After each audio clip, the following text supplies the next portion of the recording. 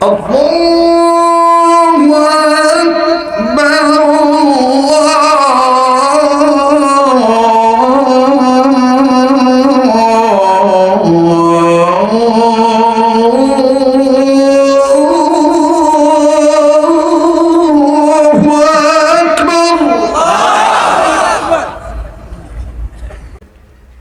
এই মাদ্রাসার সম্মানিত মুহতামিম হাফেজ কারি মাওলানা মুসলিহ উদ্দিন সাদি সাহেব এবং যেই ভাই আমাকে এখানে আসার জন্য বারবার নিগরানি করেছেন, যিনি দাওয়াতটি নিয়েছেন, গাজীপুর জামিয়াতুর রহমা মাদ্রাসার সম্মানিত প্রতিষ্ঠাতা প্রিন্সিপাল আমার ভাই হযরতুল আল্লাহ হযরত মাওলানা মুফতি গাজী আল মাহমুদ সাহেব সহ বিভিন্ন জায়গা থেকে আগত সমাগত দিনদার ইমানদার ইসলাম প্রিয় ভাইরা, বাবার বয়সে মুরব্বীরা, পর্দার অন্তরালে পরম শ্রদ্ধেয়া পর্দানিশীন আমার মা ও বোনেরা, এর পাশাপাশি স্কুল কলেজ ভার্সিটি সরকারি বেসরকারি বিদ্যালয় মহাবিদ্যালয়ে অধ্যয়নরত এই এলাকায় বসবাসরত বহিরাগত এলাকা থেকে আগত সমাগত ইয়ং জেনারেশন, আমার কলিজার টুকরা যুবক বন্ধুরা, আগামী প্রজন্মের যিনারা জাতির শ্রেষ্ঠ সন্তান হবেন, বিভিন্ন মাদ্রাসা যিনারা ইলমে দ্বীন তলবের উদ্দেশ্যে আছেন, মেরে লখতে জিগার তলবে আজিজ আশিকিন জাকির মুহিব্বিন সালিকিন মুজাহিদ বাবারা ভাইরা, আল্লাহ জাল্লা শানুহুর দরবারে লাখো কোটি শুকরিয়া আদায় করি যে মহান আল্লাহ আমাকে আপনাকে উম্মতের আলেমদের মজমা বেহেশতের বাগানে এই হাড় কাঁপানো শীতকে উপেক্ষা করে জান্নাতি সামিয়ানার নিচে জান্নাতি মেহমান বানিয়ে নেক কাজে শরীক হওয়ার তৌফিক আল্লাহ দান করছেন। দিল থেকে জবান খুলে কালিমাতুশ শুকর আদায় করি, সবাই বলি আলহামদুলিল্লাহ। এই অঞ্চলটাতে আমার এই এলাকায় সান্নাতে এসেছি, কিন্তু এই মাদ্রাসার মাহফিলে সম্ভবত এটা আমার জীবনের প্রথম পদার্পণ।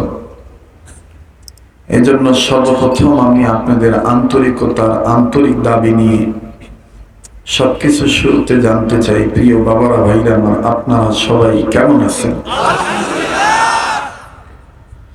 এবার আমি আপনাদের কাছ থেকে অনুমতি চাচ্ছি, অনুমতি কামনা করছি সম্মতি প্রকাশের লক্ষ্যে। যেহেতু প্রচুর ঠান্ডা লাগতেছে, জানতে চাই ঘন্টাখানিক সময় দেওয়া যাবে তো ইনশাআল্লাহ? মুহতারাম হাজিরিন, আপনারা জানেন যে আমি যেখানে কথা বলি আমার বক্তৃতার জীবনের অভিজ্ঞতার আলোক থেকে আজকে এবছর সহ প্রায় 28 বছর চলতেছে আমার ময়দানে কথা বলার একটা বয়স। আমি যেখানেই কথা বলি চেষ্টা করি ছোটখাটো একটা বিষয় দাঁড় করিয়ে তারপরে কথা বলা। আজকেও আমি এখানে একটা বিষয়ের উপর কথা বলবো, আসেন আগে বিষয়টা ক্লিয়ার করে নিই। তবে বিষয়টা যেন বর্তমান যুগসন্ধিক্ষণ most modern civilisation right method of application according to Quran and Hadith অনুযায়ী হয়। আপনাদের কাছে দোয়া চাই, আল্লাহর কাছে সাহায্য চাই। আপ টু ওয়ার্শিপ আল্লাহ, আল্লাহুল মুস্তাআন ওয়া বিয়াদিহিত তাওফীক। সুবহানাকা লা ইলমা লানা ইল্লা মা আল্লামতানা ইন্নাকা আনতাল আলিমুল হাকীম। রব্বি জিদনি ইলমা, রব্বি ইশরাহ লি সাদরি ওয়া ইয়াসসির লি আমরি ওয়াহলুল উকদাতাম মিন লিসানি ইয়াফকাহু কওলি। রব্বি ইয়াসসির ওয়া লা তুআসসির ওয়া তাম্মিম আলাইনা বিল খাইর। রব্বানা তাকাব্বাল মিন্না ইন্নাকা আনতাস সামিউল আলিম। আওয়াজ দিয়ে বলেন আল্লাহুম্মা আমিন। তাহলে এবার আসেন কি বিষয়ের উপর আলোচনা শোনা যায়। আমার বন্ধুগণ, আমার ভাইরা, পবিত্র কোরআনুল কারীমের সূরা ইব্রাহিমের প্রথম অংশের একটা আয়াতের অংশ বিশেষ তেলাওয়াত করেছি। যে আয়াতে কারিমার সরল তরজমা হলো, আল্লাহ বলেন, নবীজি, আমি যে কিতাব আপনার উপর নাজিল করেছি, এই কিতাবের কাছে যারা আত্মসমর্পণ করবে, এই কিতাবের শিক্ষা দীক্ষা যারা গ্রহণ করবে, আমি আল্লাহ তাদেরকে মিনাজ জুলুমাতি ইলান নূর, অন্ধকারের পথ থেকে আলোর পথ ইসলাম দেখায় দেব। সুবহানাল্লাহ। এই হলো আয়াতের সরল তরজমা। এবার আসেন আমি যে বিষয়টা কথা বলবো আয়াতের সাথে মিল রেখে। আপনারা জানেন, আমিও জানি, আমাদের বাংলাদেশে বেশ কিছু পাতা আছে। বাংলাদেশটা গাছ লতা পাতার দেশ, এটা আমরা সবাই জানি। নদ নদীর দেশ, খাল বিলের দেশ, সাগর মহাসাগরের দেশ বাংলাদেশ। আমার বন্ধুগণ, এই শীত মৌসুমে আপনাদের এই সালনা এলাকায়, যদিও সালনা এলাকা গাজীপুর 19 নং ওয়ার্ড, কিন্তু এটা আমার ব্যক্তিগত একটা এহতেসাব। This is my personal idea note. আমি আমার ব্যক্তিগত এহতেসাব অনুযায়ী, চিন্তা চেতনা অনুযায়ী এতটুকু বিশ্বাস করি যে সালনা এলাকায় বাংলাদেশের বিভিন্ন বিভাগের বিভিন্ন ডিস্ট্রিক্টের মানুষ বসবাস করে। কথা বলেন, কথা বলেন। জি দাদা, আমি আগেই বলেছি, ক্লাস মনে করে কথা শুনবেন। গতানুগতিক কোন বক্তার মতন চোখ বন্ধ করে কানা হইয়া গরিব টাইম যাবে আর আমার চালান পাতি শেষ হবে, এই বিজনেস আমি করি না। একটু টাইট ফিট হয়ে বসেন। জীবনের শেষ বয়ান মনে করে বয়ান করছি ইনশাআল্লাহ। এই শীত মৌসুমে এই এলাকায় যে অঞ্চলের মানুষই থাকেন না কেন, যদি এই শীত মৌসুমে যে পাতাটা মানুষের বাড়ির চালে হয়, জানলায় হয়, যেটাকে আমরা লাউ পাতা বলি, এই লাউ পাতা আর লাউয়ের ডুগা যদি আমরা সুন্দর করে ধুয়ে মুছে পরিষ্কার করে, যে মা বোন পাক করতে ভালো করে জানে, এই মা বোনদের কাছে দিয়ে যদি বলি একটু কাঁচামরিচ বাড়ায় দিয়া, ধইনা পাতা দিয়া, টাকি মাছ, শৈল মাছ, আইল মাছ, বোয়াল মাছ, শিং মাছ, কই মাছ কাটা ছুটাইয়া যদি একটু রান্না করতে, তাইলে খুব ভালো লাগতো। আপনারা বলেন তো, এই তরকারিটা স্বাদ লাগে না বেস্বাদ লাগে? বলেন না, স্বাদ লাগে না বেস্বাদ লাগে? স্বাদ লাগে। খুব খেয়াল করবেন দাদা, টের পাবেন কি দিয়ে কি বলি। জি, যে পাতাটার কথা বলেছিলাম, এই পাতাটার নাম হলো লাউ পাতা। কি পাতা? সবাই বললেন না দাদা? সবাই বলেন কি পাতা? লাউ পাতা। লাউ পাতা কেন খাবেন? যদি কারো পেটের সমস্যা থাকে, আপনি লাউ পাতা খাবেন, পেট ভালো হয়ে যাবে। আরো যদি পেটে গন্ডগোল থাকে, ওটার সাথে আপনি দৈনন্দিন জীবনে একটা ডাব খাবেন খালি পেটে, পেটে আর গন্ডগোল থাকবে না। এরপরও যদি মনে করেন যে হযরত সবজি দিয়ে ডাব দিয়ে কাজ হচ্ছে না, তাহলে আমার সাথে যোগাযোগ করবেন। কোরআনে ছোট্ট একটা সূরা আছে, এই সূরা 7 বার করে আগে পিছে দুরূদ শরীফ পড়ে ফু দিলে, এই কোরআনের আয়াত পঠিত পানিকে দম করলে, এই পানিটা নিয়মিত পান করলে জাদুটো না, পেটের যত সমস্যা আছে আল্লাহ ধূলিসাৎ করে দেয়। সুবহানাল্লাহ বলে। যে আমি তো আর এখানে কবিরাজি করতে আসি নাই, এজন্য সূরাটার নাম আর এখন না বলি। আমি বিষয়টা দাঁড় করানোর জন্য বলতেছিলাম। 1 নাম্বার পাতাটার নাম জানি কি দাদা? সবাই বলেন লাউ পাতা। আরেকটা পাতা আছে, যে পাতার সাথে চুন দিলে ভাল লাগে, চুন ছাড়া খাইলে ঝাল লাগে। বলতে পারেন সে পাতাটা কোন পাতা? সবাই বলতেছেন না যে কি পাতা? আগেরটা কি বলেছিলেন? পরেরটা? জি জি, আরেকটা পাতা আছে যেটা আমাদের বাংলাদেশের যুবকরা বলে পিনিক উঠলে ডইলা খায়। এইটাকে বলে সাদা পাতা, হাদা পাতা। অবশ্যই হাদা পাতার মতন হাতের তালুতে আরেকটা পাতা, আরেকটা নেশার বস্তু ডলে।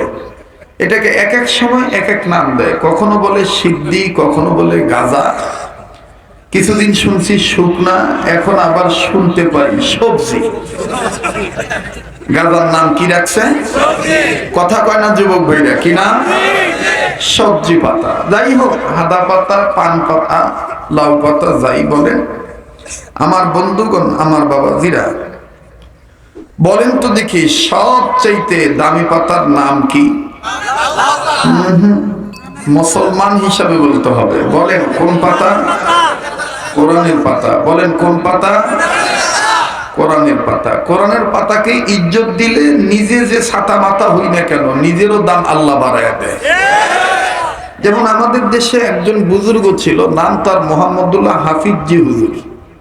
উনি প্রাথমিক জীবনে ফরিদপুর জেলার বোয়ালমারী এলাকায় স্কুলে লেখাপড়া করতেন।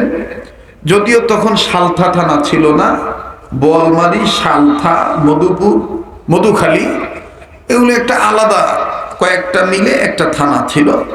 তো তখন মোহাম্মদুল্লাহ হাফিজ হুজুর ফরিদপুরের স্কুলে লেখাপড়া করতেন। আর ফরিদপুর ডিস্ট্রিক্টের মাঝখান দিয়ে কর্নার দিয়ে ঘেঁষে গেছে, আঁকা বাঁকা হয়ে নদীপথ বেয়ে গেছে যে নদীগুলোর নাম। এর মধ্যে একটা নদী আছে আড়িয়াল খা, একটা নদীর নাম আছে পদ্মা, আরো অনেক নদী আছে। যাক, ওদিকে গেলে লম্বা হয়ে যাবে মোকাদ্দমা, এই জন্য আমি ওদিকে যাচ্ছি না। হযরত মুহাম্মদুল্লাহ হাফিজ হুজুর প্রাথমিক জীবনে স্কুলে পড়েছেন। আপনারা কি শুনতেছেন কথা? এই মুহাম্মদুল্লাহ হাফিজ হুজুর রহমতুল্লাহ আলাইহি স্কুলে যাওয়ার সময় ছাত্র ভাইদেরকে সাথে নিয়ে যাচ্ছেন, সহপাঠী সাথে আছেন, হামসবক সহপাঠী ছাত্র ভাইরা সাথে আছেন। যাওয়ার পথে মুহাম্মদুল্লাহ হাফিজ হুজুর নজর করে দেখলেন রাস্তার এক কর্নারে কোরআনের আয়াত লিখিত একটা কোরআনের পাতা এক জায়গায় পড়ে আছে, এবং এই কোরআনের পাতার সাথে হাঁসের মল, মুরগির মল, কাদা মাটি, ধুলাবালি সব লাগায় বিচ্ছিরি অবস্থায় পড়ে আছে। মুহাম্মদুল্লাহ হাফিজ হুজুর ছাত্র ভাইদেরকে বললেন, ভাই তোমরা ক্লাসে যাও, আমার একটু যাইতে দেরি হবে। বলে কেন? বলে আমি মুসলমান হিসেবে কোরআনের পাতা আমার সামনে রাস্তায় জরাজীর্ণ অবস্থায়, অবহেলিত অবস্থায় পড়ে থাকবে, এটা আমি মানতে পারি না। তো সহপাঠী ছাত্ররা বলল, দাদা তোমার ক্লাসে যেতে দেরি হইলে তো টিচার তোমাকে পানিশমেন্ট করবে, বিচার করবে, মারবে, বেত্রাঘাত করবে। মুহাম্মদুল্লাহ হাফিজ হুজুর বললেন যে দুনিয়ায় টিচার ক্লাসে যাওয়ার দেরির কারণে মানলে এই মাইরটা একদিন ব্যথা কমে যাবে, কিন্তু মুসলমান হিসাবে কোরআন অবহেলিত অবস্থায় থাকবে এটা জানার পরেও যদি আমি অবহেলিত অবস্থায় রেখে ধুয়ে যাই, হাসরের ময়দানে যদি আল্লাহ এই দরুন আমাকে ধরপাকড় করে, তাহলে উপায় নাই। সুবহানাল্লাহ বলবেন না? আমি অনুরোধ করে বলবো, যারা বাদাম খাচ্ছেন আল্লাহর রাস্তে খাওয়াটা বন্ধ করেন। এটা একটা আদবের খেলা। ক্লাস করতে বসেছেন, মনোযোগী হন। প্যান্ডেল ভরা উদ্দেশ্য না, যদি 5 জন ছাত্র হয় এটাই আমাদের মাহফিল কামিয়াব। কথা বলেন ঠিক কিনা? মুহতারাম হাজিরিন, আমার বন্ধুগণ, তো মুহাম্মদুল্লাহ হাফিজ হুজুর ছাত্রদেরকে পাঠিয়ে দিলেন। নিজের কাছে থাকা পাঠ্যপুস্তকাদি যা ছিল, গাছের কিছু ডাল আছে দেখবেন তাকের মতো, আছে না? কিছু গাছের ডাল আছে দেখবেন 2-3 ডাল একসাথে হয়ে গেছে, ইচ্ছা করলে কিছু রাখা যায়, এরকম আছে না দাদা? উনি ওই তাকের উপরে মাঝখানে রেখে উনি কোরআনের এই পাতাটা রাস্তা থেকে তুলে নিয়ে উনি চলে গেলেন নদীর ধারে। নদীর ধারে যে উনি সুন্দর করে পরিষ্কার করলেন। পরিষ্কার করে এখন উনি রাখবেন কোথায়, জায়গা খুঁজে পাচ্ছেন না। মুহাম্মদুল্লাহ হাফিজ হুজুর অনেকক্ষণ চিন্তা করে বললেন যে আজকে যদি আমি এটা পরিষ্কার করে রেখে যাই, 2 দিন পরে আবার ঝড় তুফান আসবে, এখান থেকে আবার কোথায় বাতাস উড়ে নিয়ে যাবে, আবার কোথায় ময়লা যুক্ত হবে, আবার আমার কাছে আল্লাহর কাছে আমার আসামির কাঠগড়ায় দাঁড়াতে হবে। তো দরকার নাই, আল্লাহ রাখার যেহেতু জায়গা নাই, আল্লাহ তুমি আমারে কবুল করো, আমি কোরআনের পাতাটা পরিষ্কার করেছি, এখন আমি আমার পেটের মধ্যেই রাখার নিয়ত করলাম। তার মানে উনি গিলে ফেললেন। কি করলেন? জোরে বলেন, কি করলেন? গিলে ফেললেন। যেদিন উনি গিললেন সেদিন ওনার মা স্বপ্নে দেখেন জনাবে মুহাম্মদ রাসূলুল্লাহ সাল্লাল্লাহু আলাইহি সাল্লাম ওনাদের ঘরে তাশরীফ আনছেন। আর আস্তে কোন সুবহানাল্লাহ। আমি কিন্তু বাহিরের কোনো পীর সাহেবের কথা বলতেছি না, আমাদের বাংলাদেশের একজন সূর্য সন্তানের কথা বলতেছি, মুহাম্মদুল্লাহ হাফিজ হুজুর। নাম শুনছেন না আপনারা? কষ্ট হচ্ছে আপনাদের? স্বপ্ন দেখলেন, স্বপ্নের মাধ্যমে নবীজি বলতেছেন তোমার সন্তান মুহাম্মদুল্লাহ আজকে যে কাজটা করেছে, কিয়ামত পর্যন্ত তোমার সন্তান মুহাম্মদুল্লাহ চির ওমর হয়ে মুসলিম উম্মার অন্তরে, এশিয়া মহাদেশের প্রতিটি মুসলমানের অন্তরে জায়গা করে থাকবে। তো মুহাম্মদুল্লাহ হাফিজ হুজুর মারা গেছে কত বছর আগে, কিন্তু মনে হইতেছে সেদিন মারা গেছে। বরকত কিসের? কোরআনের। বলেন কিসের? কোরআনের বরকত। আমার বন্ধুগণ, কোরআন কি ইজ্জত করলে দাম বাড়ে না কমে? আবার বলেন, বাড়ে না কমে? বাড়ে। তো সবচেয়ে পৃথিবীতে দামি পাতার নাম কি? কোরআনের পাতা। এই যে আমার আগে আমার স্নেহের ভাতিজা তুল্য পরম স্নেহের সন্তান যে তেলাওয়াত করলেন, আমাদের শফিকুল ইসলাম মাদানী হুজুরের সন্তান, কেমন লাগলো? বলেন না কেমন লাগলো? এই বাপের আর কি লাগে? একটা সন্তান যদি এরকম শ্রুতি মধুর কণ্ঠে কোরআন তেলাওয়াত করতে পারে, বাস এনাফ দুনিয়া আখিরাতে। এই সন্তান যদি নেককার হয়ে জীবন পরিচালনা করতে পারে আল্লাহর দয়ায়, হাসরের ময়দানে শফিকুল ইসলাম মাদানির জন্য এটাই যথেষ্ট। ঠিক কিনা বলেন? আল্লাহ ওনার সন্তানের হায়াতের মধ্যে ভরপুর বারাকা দান করেন, হক্কানি ওয়ারাসাতুল আম্বিয়া হিসেবে কবুল করেন। আবার বলেন আমিন। তো পৃথিবীতে সবচাইতে দামি পাতার নাম কি? যারা বলেন কি পাতা? কোরআনের পাতা। আমার ভাইরা, এই কোরআনের শিক্ষা দীক্ষা গ্রহণ করলে দাম বাড়ে না কমে? এই কোরআনের পক্ষে আসলে অন্ধকারের পথ থেকে আলোর পথ দেখাবেন কে? এটা কার কথা? কিতাবুন আনজালনাহু ইলাইকা লিতুখরিজান নাসা মিনাল যুলুমাতি ইলান নূর।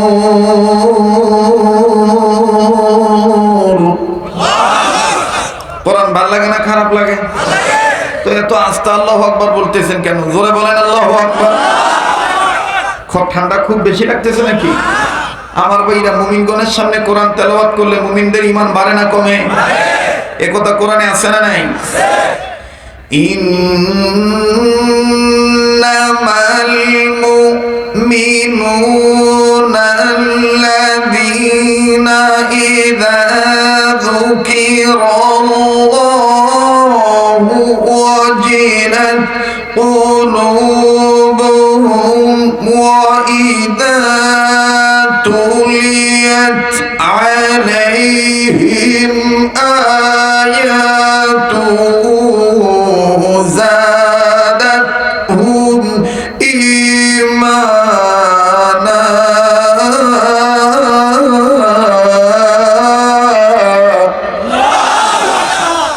এই কথাটা কার? বয়স হয়েছে তো আমরা তো টান দিতে পারি না, বলেন নাই?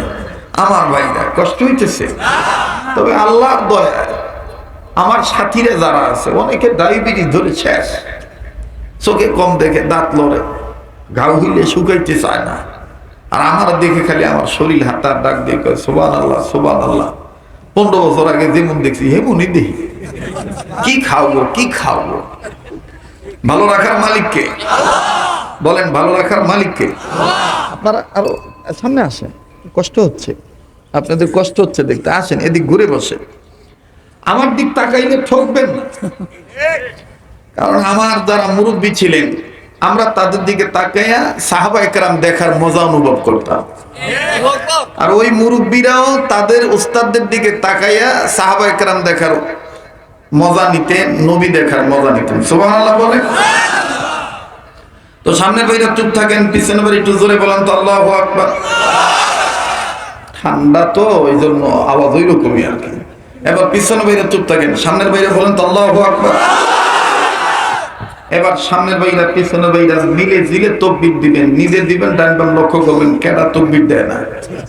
যে দিব না মনে করবেন যে 12, 13, 14, 15, 16 বছর আলাদা গ্রুপে আছেন, তো অন্য শরীর টেনে পিছলা কাটছে না।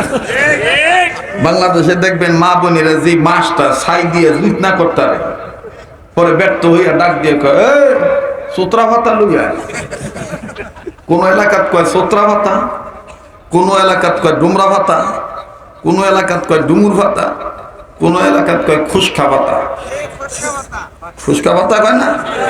এইটা লইয়া আইনা যত মাছ ওই কালাও আর কালবাও, সের উপরে তো কোনো মাছ কালো নাই, বহুত স্বাদের মাছ, কিন্তু যন্ত্রণা একটা, কাঁটা বেশি। ঠিক না? ছোট ভাই, মোবাইলের ফ্ল্যাশ লাইটটা বন্ধ করতে হবে। মোবাইলে ভিডিও করা বাদ দিয়ে নিজের অন্তরে কথাগুলো ভিডিও করো, কাজে লাগবে, মনোযোগী হও। আমার বাইরে এই সোত্রা পাতা খুকসা পাতায় না যদি ডলা দেয়, যত কালা মাছু সাদা হয়ে জায়গা। এখনো যারা রাম বাম চ্যাটার্জি মুখার্জি গঙ্গোপাধ্যায় চট্টোপাধ্যায় হরিদাস পাল লেন সেন তসলিমা নাসরিন দাউদ হায়দার কবি চৌধুরী, এখনো যারা এখনো নরেন্দ্র মোদীর দালালি ছুটতে পারে নাই, পিচ্ছিল পদার্থ তাদের গায়ে রয়ে গেছে, আসেন না আল্লাহু আকবার আওয়াজ দিয়ে ওদের জাহের বাতেন থেকে পিছলা আমি ছুড়ে দিই সোত্রা পাতা ব্যবহার করিয়া। কথা কোন ঠিক না?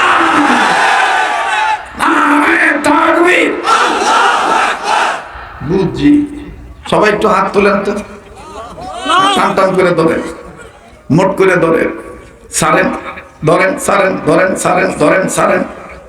এবার বেহেশতের বাগান সাজানো নিয়ত করে আঙ্গুলগুলো ফুলের মতন সরান। আর ঘুম ভাঙানোর জন্য একটু ডাইন বাম নাড়াচাড়া দেন।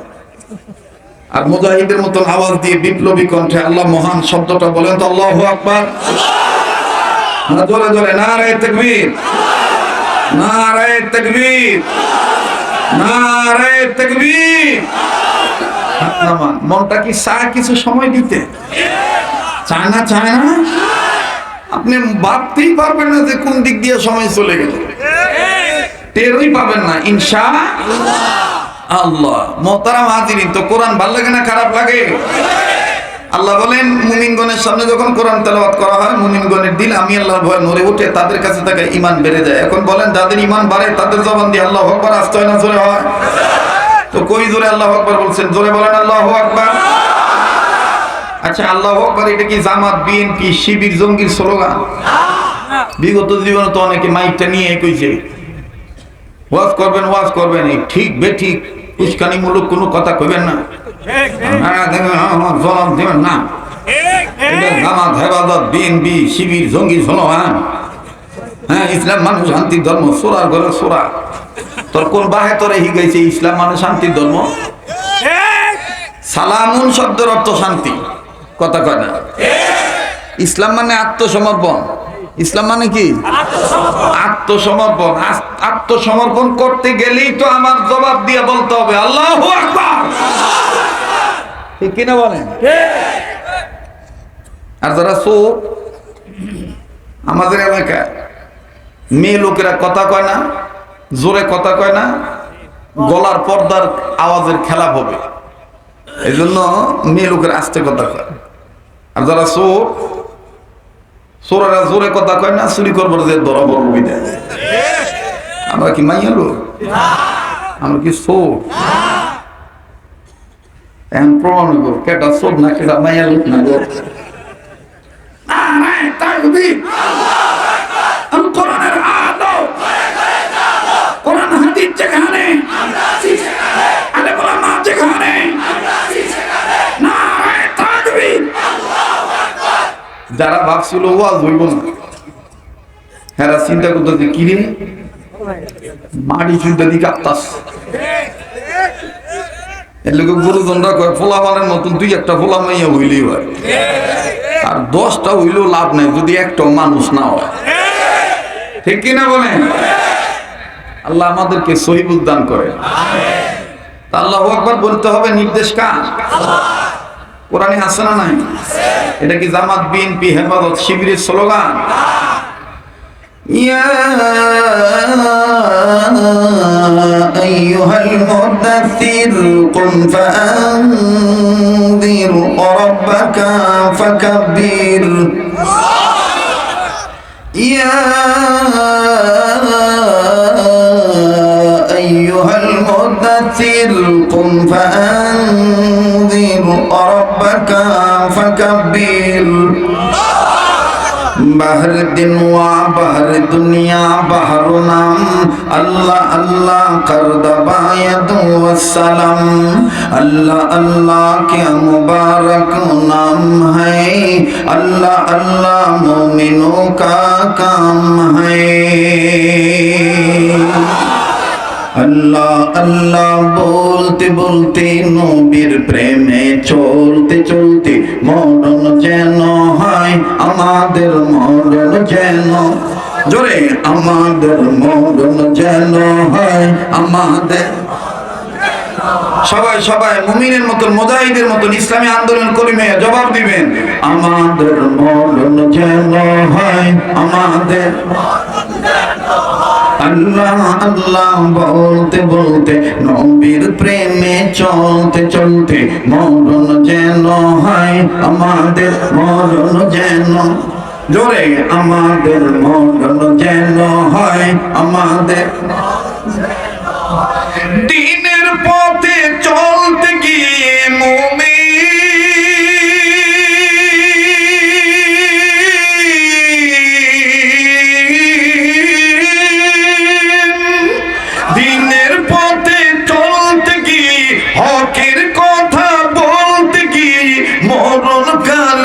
কালমা যেন নসিব হয়, আমাদের মরণ যেন হয়, আমাদের যুবক ভাইরা জবান খুলে, আমাদের মরণ যেন হয়, আমাদের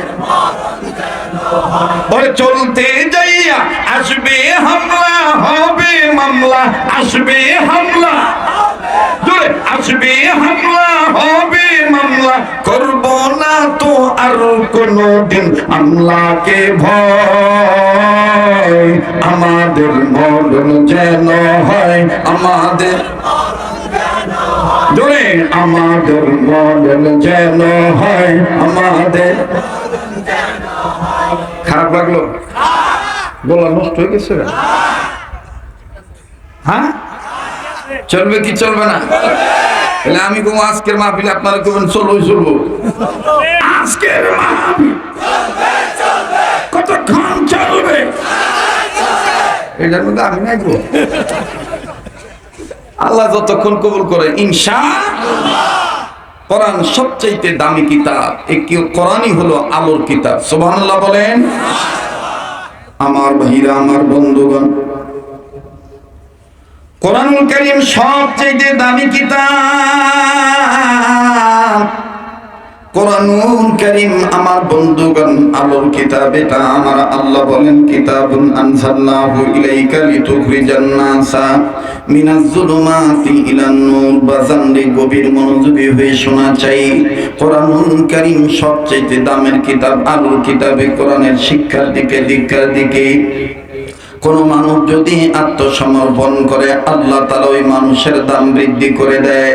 আর কোন মা বাপ যদি সন্তানদেরকে কোরআন কারীম শিক্ষা দেওয়ার নিয়ত করে, মায়ের পেটে যদি সন্তান থাকা অবস্থায় কোন মা যদি গর্ভবতী নারী হইয়া গর্ভের উপরে, পেটের উপরে হাত রেখে যদি স্বামী আর স্ত্রী, মা আর বাবা, সন্তানের নবাগত সন্তানের পিতা মাতা হইয়া যদি তারা আল্লাহর কাছে নেক নিয়ত করে, আল্লাহ রাব্বুল আলামিন তাদের দাম বাড়ায় দেয়। দেখেন বাজান কেমন দাম বাড়ায় দেয়। লম্বা করার কোনো সুযোগ নাই।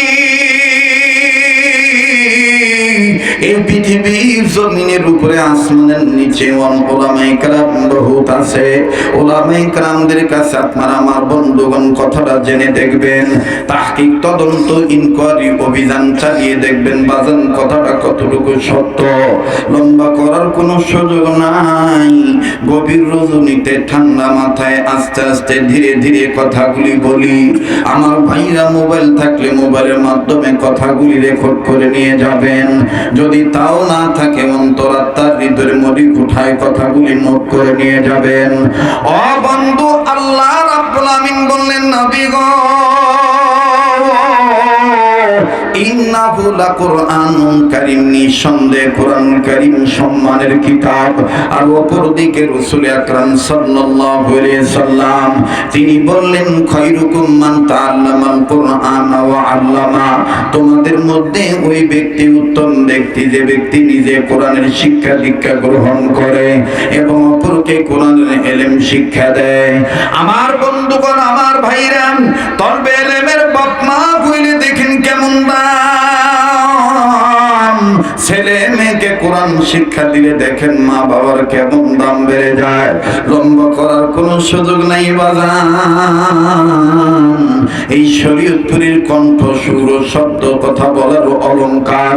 আমার বন্ধুগণ, গরম ঠান্ডা কথা বলার হুঙ্কার এবং ঝংকার, এগুলো আপনাদের সুপরিচিত সুর। আমার ভাইরা, এই সুর যখন আপনাদের কানে বেজে ওঠে, তখনই বুঝতে পারেন এটা আমাদের মনের মানুষ, আধ্যাত্মিক পাগল আব্দুল খালেক শরীয়তপুরীর কণ্ঠের সুর। আমার বন্ধুগণ, আমার ভাইরা, রব্বুল আলামিনের কোরআন যদি কোন ছেলে মেয়ে শিক্ষা গ্রহণ করে, সেই ছেলে মেয়ের বাপ মার দাম আল্লাহ বাড়ায় দেয়। লম্বা করার কোনো সুযোগ নাই। জগতের উপরে, আসমানের নিচে যত বড় বড় সাহাবায়ে কেরাম নাম শুনেছেন, আমার বন্ধুগণ তাবে তাবিনগণদের নাম শুনেছেন, এরপরে আউলিয়া কেরামগণদের নাম শুনেছেন, সলফে সালেহিনদের নাম শুনেছেন, শুহাদায়ে কেরামগণের নাম শুনেছেন। আমার বন্ধুগণ আইম্মায়ে মুস্তাহিদগণদের নাম আপনারা শুনেছেন। আরে বন্ধু রে বাবাজি, একজন আইম্মায়ে মুস্তাহিদগণের নাম বলে দিই, তাকমিল পাস করেন আর কামিল পাস করেন, বাজান দাওরা পাস করেন আর টাইটেল পাস করেন, ওনাদের শরণাপন্ন হয়ে দেখবেন এই জমিনের উপরে আসমানের নিচে কোরআনুল কারীম যেমন দামের কিতাব, কোরআনুল কারীমের পর পর ওই কিয়ামত পর্যন্ত মকবুল কিতাব হলো পরিধানযোগ্য সহিহুল বুখারী, বুখারী শরীফের হাদিসের কিতাবটাও গ্রহণযোগ্য কিতাব। কথা বলেন ঠিক কিনা? কোরআনুল কারীমের পারার সংখ্যা 30 পারা। বুখারী শরীফের আমার বন্ধুগণ বুখারী শরীফের সহিহুল বুখারীর খণ্ড কিন্তু পারাও কিন্তু 30 পারা। মুসলমান বন্ধুরে বারবার বলি, কেউ যদি চলে যায় চলে যেতে দিবেন বন্ধু, কারো যাওয়া দেখে কেউ না যায়, নিজের চিন্তা নিজে করি বন্ধু। মান আরাফা নাফসাহু ফাকাদ আরাফা রাব্বাহু, যে নিজের চিহ্ন সে আমার আল্লাহরে চিনল, যে নিজের চিনে সে আমার আল্লাহরে চিনতে পারে নাই। বাজান রে, ওই সহিহুল বুখারী কিতাবের মুসান্নিফ যিনি ছিলেন তার নাম হলো ইমাম বুখারী রাহমাতুল্লাহি আলাইহি। সংক্ষেপে নামটা বললাম। এই ইমাম বুখারী রাহমাতুল্লাহি আলাইহি এখনো দুনিয়ার জমিনে আসেন নাই। আল্লাহর বান্দা আল্লাহর বান্দির গর্ভে রয়ে গেছেন। ইমাম বুখারী রাহমাতুল্লাহি আলাইহির মায়ের পেটে বাচ্চা ধারণের বয়স চলতেছিল 6 কি 7 মাস। কোন বর্ণনাকারী লিখেছেন, আমার বন্ধুগণ আমার ভাইরা মুসান্নিফগণ লেখেন 8 মাস চলতেছিল। এই 8 মাসের অন্তঃসত্ত্বা মা জননী গর্ভধারিণী। আমার বন্ধুগণ গর্ভবতী নারী স্বামীর সাথে এক বিছানায় এক রুমে শয়ন কক্ষে ঘুমাইতে গেলেন। আমার ভাইরা স্বামীও ঘুমায়, বিবিও ঘুমায়, কিন্তু হঠাৎ করে গভীর রজনীতে ইমাম বুখারীর মা এই গর্ভবতী নারী হইয়া কেমন জানি উঁচা পেট নিয়ে আস্তে আস্তে ধীরে ধীরে আমার বন্ধুগণ বিছানা থেকে উঠলেন। বিছানা থেকে উঠে কেমন জানি ডুকরে ডুকরে কান্দে, বোবা মানুষের মতন গুনগুনায় কান্দে, চাপা কান্না কান্দে, ফুপিয়ে ফুপিয়ে কান্দে। বিবির কান্নার আওয়াজে আমার বন্ধুগণ স্বামীর ঘুম ভেঙে গেল, অর্থাৎ ইমাম বুখারীর বাবার ঘুম ভেঙে গেল। ইমাম বুখারী রাহমাতুল্লাহ বাবা ঘুম থেকে ওঠার পরে বিবিকে বকাঝকা না করে আমার বন্ধুগণ শালীন ভাষায় ভদ্র ভাষায় ভালোবাসার নজরে তাকাইয়া সুন্দরভাবে ডাক দিলেন। ডাক দিয়ে বিবির কাঁধের উপরে হাত লাগাইয়া আর্দ্রভাবে ঝাঁকুনি দিয়া নরম মেজাজ প্রয়োগ করে ডাক দিয়ে বলতেছেন, বিবি তুমি কেন কান্দো? কান্নার কারণ বুঝলাম না। আমার জানা মতে এই সময় মেয়েদের পেটে বাচ্চা রাখার বয়স যে মেয়েদের 8 মাস 9 মাস হয়, 7-8 মাস হয়, ওই সময় মেয়েদের বাচ্চারা পেটের ভিতরে তাদের বিভিন্ন আকার আকৃতি অঙ্গ প্রত্যঙ্গ বেড়ে যায়। আর যখনই বেড়ে যায় পেটের ভিতরে বাচ্চারা কখনো মায়েদেরকে হাঁটু দিয়ে ঘুরটা মারে, কখনো পায়ের গোড়ালি দিয়ে আমাদের আঘাত করি, আবার কখনো বাচ্চারা পেটের মধ্যে ঘোরাঘুরি করে। বিবির এই ধরনের কি কোনো ঘটনা ঘটলো নাকি? তুমি কেন কান্দো? আমার তোমার পেটের মধ্যে আমার বাচ্চা কি কোনো আঘাত দিল নাকি? ইমাম বুখারীর মা কান্দে আর ডাক দিয়ে বলেন, স্বামী গো, এই আঘাত প্রাপ্ত হয়ে আমি কান্দি না, আক্রমণে আক্রান্ত হয়ে কান্দি না, তাইলে তুমি কেন কান্দো বলো বিবি? ইমাম বুখারীর মা কান্দার ডাক দিয়ে বললেন, স্বামী গো, আজ আমি এই বাচ্চাকে গর্ভে নিয়ে এমন একটা স্বপ্ন দেখলাম। এই স্বপ্নটা দেখার পর থেকে আমি কান্নাকাটি করতে বাধ্য হচ্ছি। আমার জীবনে কোনোদিন আমি এইরকম স্বপ্ন দেখি নাই। এমন একটা আচানক ভয়ানক স্বপ্ন আমি দেখলাম রে স্বামী। স্বামী ডাক দিয়ে বললেন, বিবি রে, তুমি কি স্বপ্ন দেখছো আমার একটু বলো না দেখি। ইমাম বুখারী রাহমাতুল্লাহর মা কান্দা ডাক দিয়ে বললেন, স্বামী গো, না জানি স্বপ্নটার কারণে আমার বাচ্চার কোনো ক্ষতি হয়ে যায়, আল্লাহ জানে স্বপ্নের ব্যাখ্যা ভালো না মন্দ আমার জানা নাই। ইমাম বুখারীর বাবা ডাক দিয়ে বললেন, বিবি, স্বপ্নের ব্যাখ্যা করার মতন ইস্তেদাদ যোগ্যতা এবিলিটি আমার নাই।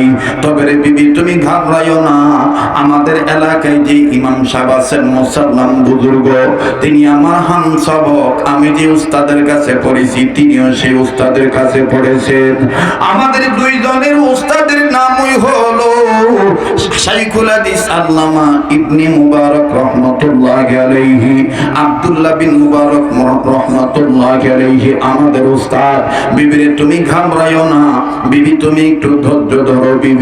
বিবি রে একটু পরে ফজর আজান দিবে, ফজরের নামাজ আনতে মসজিদে যাব। ফজরের নামাজ আদায় করার পরে ফজরের নামাজ আনতে হুজুরের কাছে যাব। আর বুজুর্গকে ডাক দিয়ে বলবো, দোস্ত মহতারাম বুজুর্গ, আমার বিবি কি একটা স্বপ্ন দেখছে, ভয়ানক স্বপ্ন। এই স্বপ্নটার ব্যাখ্যা ভালো না মন্দ যদি একটু বলতা। তবে রে বিবি, এখানে কথা রয়ে যায়, আগে আমার জানতে হবে কি স্বপ্ন দেখছো, আমার একটু খুলে বলো। ইমাম বুখারীর মা কান্দার ডাক দিয়ে বলে, স্বামী গো, আমি স্বপ্ন দেখতে পাইলাম আমার গর্ভের পেটটা বারবার উঁচু হইয়া যায়।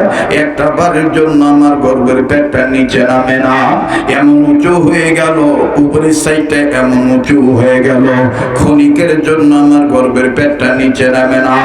অনুরোধ করব 19 নং ওয়ার্ড এলাকায় বসবাসরত আমার বাপ ভাইরা, বাংলার ভিন্ন ভিন্ন প্রান্ত থেকে এলাকায় কর্মব্যস্ততার কারণে বসবাসরত আমার বাপ ভাইরা, মা বোনেরা, গভীর মনোযোগী হয়ে শুনবেন বাজান। একটু এদিক সেদিক নজর দিবেন না, একটু এদিক সেদিক নজর দিলে খেয়াল করলে বাজান আলোচনার পয়েন্ট হারিয়ে ফেলবেন।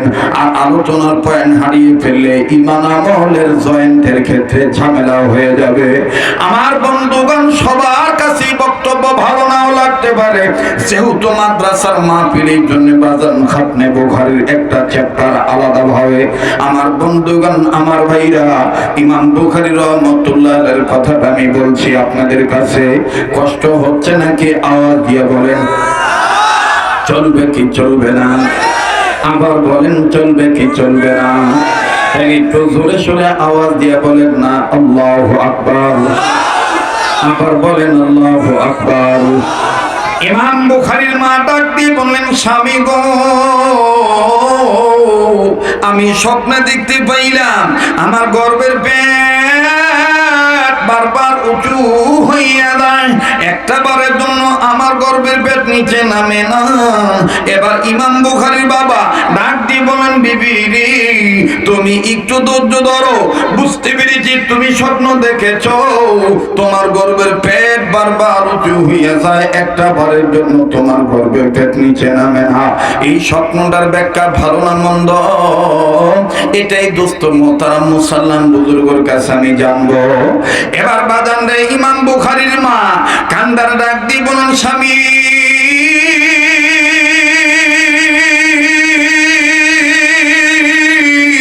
ফজর আযান দিতে আর কত সময় লাগবে? আমার তো আর দেরি হয় না। ইমাম বুখারীর বাবা ডাক দিয়ে বলেন, বিবি রে, এত অস্থির হয়েছো কেন? ইমাম বুখারীর মা কান্দার ডাক দিয়ে বলেন, স্বামী গো, আপনি হইলেন সন্তানের বাবা, আমি হইলাম সন্তানের মা। আমি মা, আমার জীবন দিতে আমি রাজি থাকবো, সন্তানের কোনো বিপদ হোক এটা মা আমি বরদাস্ত করতে পারবো না। কথা বলেন ঠিক না বেঠি? এ যাদের অন্তরে মায়ের ভালোবাসা আছে, আওয়াজ দিয়া কথা বলেন ঠিক না বেঠি? এই জন্যই তো আমার বাংলাদেশের কোন এক পাগল আল্লাহর ওলি আমার ভাইরা মায়ের মাতৃত্বের মর্যাদা বুঝাইতে যে বলছেন, বনে থাকে বনবাদুরি বাচ্চা ঝরে তার বুকে, তবু মাই বাচ্চা ভরে না পড়লে হাজার দুঃখে। বনে থাকে বনবাদুরি বাচ্চা ঝরে তার বুকে, তবু মাই বাচ্চা ভরে না পড়লে হাজার দুঃখে। বিদেশেতে যদি কারো সন্তান মারা যায়, পশু পক্ষী না জানিতে জানে তাহার মায়। কথা বলেন ঠিক না বেঠি? বিদেশেতে যদি কারো সন্তান মারা যায়, পশু পক্ষী না জানিতে জানে তাহার মায়। পশু পক্ষী না জানিতে জানে তাহার মায়। বনে থাকে বনবাদুরি বাচ্চা ঝুলে তার বুকে, তবু মায়ে বাচ্চা ভুলে না পড়লে হাজার দুঃখে। বিদেশেতে যদি কারো সন্তান মারা যায়, পশু পক্ষী না জানিতে জানে তাহার মায়। বন্ধু, পশু পক্ষী না জানিতে জানে তাহার মা। আমার ভাইরা, আমার বন্ধুগণ, মা যে কত বড় নিয়ামত, বাবা যে কত বড় নিয়ামত।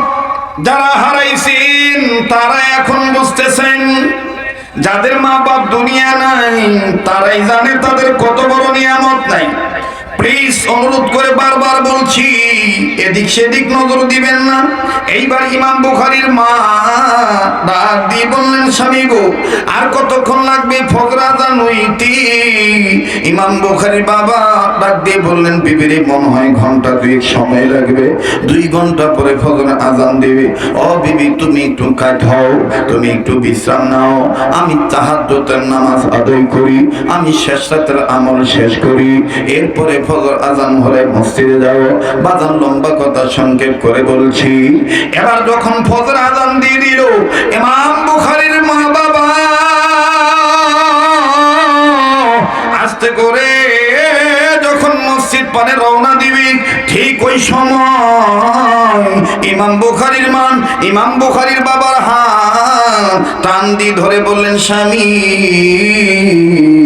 আমি আপনার কাছে একটা দরখাস্ত করি। স্বামী ডেকে বলতেছেন, কি দরখাস্ত বলো না।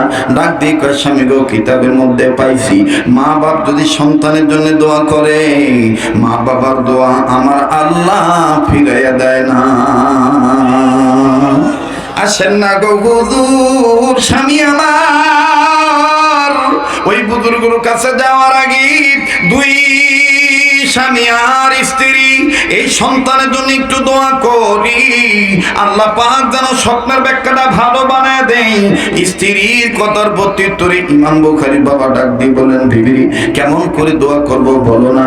ডাক দিয়ে বললেন, স্বামী গো আপনি আমার পেটের উপরে হাত রাখেন, আমি আমার পেটের উপরে হাত রাখি, পেটের উপরে হাত রেখে একটা দোয়া পড়ি, যেই দোয়াটা আল্লাহ শিখিয়ে দিয়েছে। বাজান দেখেন আমিও সেই দোয়াটা আপনাদেরকে বলছি, বলবো, লম্বা করার কোনো সুযোগ নেই, আগে আমি কথাটা একটু আগায় নেই। এরে বন্ধু, স্বামী আর স্ত্রী সুন্দর করে পেটের উপর হাত রাখিয়া আসমান বরাবর 1 আঙ্গুল উঁচু করিয়া আল্লাহর কাছে দোয়া পাঠ করলেন। দোয়া করিয়া দোয়া যখন শেষ হয়ে গেল, এবার ফজরের নামাজ আদায় করার জন্য ইমাম বুখারীর বাবা মসজিদে চলে গেলেন। নামাজ আনতে নামাজ যখন শেষ হলো, নামাজ শেষ হওয়ার পর ইমাম বুখারীর বাবা মসজিদের হুজুরের কাছে, ইমাম সাহেবের কাছে যাইয়া সালাম দিয়ে বলতেছেন, আসসালামু আলাইকুম ওয়া রাহমাতুল্লাহি ওয়া বারাকাতুহু। দোস্ত মুহতারাম, বুজুর্গ, তোমার উস্তাদ আর আমার উস্তাদ একই উস্তাদ ছিলেন, যার নাম আব্দুল্লাহ বিন মুবারক। দোস্ত তবে তুমি হুজুরের কাছ থেকে হাদিস শিখেছো, আবার বিদ্যা অর্জন করেছো, স্বপ্নের ব্যাখ্যা করার মতন যোগ্যতা আল্লাহ তোমারে দিয়েছে, কিন্তু আমার স্বপ্নের ব্যাখ্যা করার মতন এলেম ইস্তেদাত নাই। দোস্ত রে, আমার বিবি গত রাতে একটা স্বপ্ন দেখে অনেক টেনশন করতেছে, এই স্বপ্নের ব্যাখ্যা ভালো না মন্দ একটু তোমার কাছে জানার জন্য আমার কাছে আমার বিবি পাঠাইছে। এবার ডাক দিয়ে কয়, দোস্ত বলো বলো, আগে স্বপ্নের কথাটা বলো। ইমাম বুখারীর বাবা কাছে যাইয়া বুজুর্গর হাতে হাত রাখিয়া ডাক দিয়ে বলতেছেন, দোস্ত মেরা দোস্ত বুজুর্গ শুনিয়া লো, আমার বিবি গত রাত্রে স্বপ্ন দেখছে, বিবির পেটে বাচ্চা আছে, বিবি পেটে সন্তান নিয়ে স্বপ্ন দেখছে, বিবির গর্ভের পেট বারবার উঁচু হইয়া যায়, একটা বারের জন্য গর্ভের পেটটা নিচে নামে না। বলো না দোস্ত এই স্বপ্নের ব্যাখ্যা ভালো না মন্দ? বাজারে কিতাবে লিখুক লিখে ইমাম সাহেব হুজুর বুজুর্গ মানুষ স্বপ্নের ব্যাখ্যা না বলিয়া স্বপ্নের কথা শুনিয়া ইমাম বুখারীর বাবাকে টান দিয়ে বুকের সাথে লাগাইলো, জড়ায় ধরে কপালে একটা চুমা দিল, চুমা দিয়া হাতটা বাড়ায় ডাক দিয়ে কয়, দোস্ত স্বপ্নের ব্যাখ্যা বলছি বলবো পরে, আগে তুমি আমার হাতে হাত রেখে ওয়াদা করো, আল্লাহ পাক যদি তোমাকে হাসরের ময়দানে জান্নাত দিয়ে দেয়, আমারে থুইয়া জান্নাতে যাইবা না।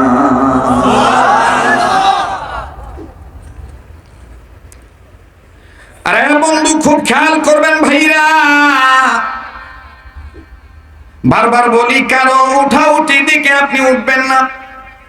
কেউ আসছে বক্তা দেখার জন্য, কেউ আসছে বাজানদের কণ্ঠ শোনার জন্য, আমার বন্ধুগণ, কিন্তু আস্থা বুঝে যাবেন, এই বিষয়টা যেন আপনাদের চিরদিনের জন্য বোধগম্য হয়ে যায়। কেন আপনি সন্তানকে মাদ্রাসায় দিবেন না?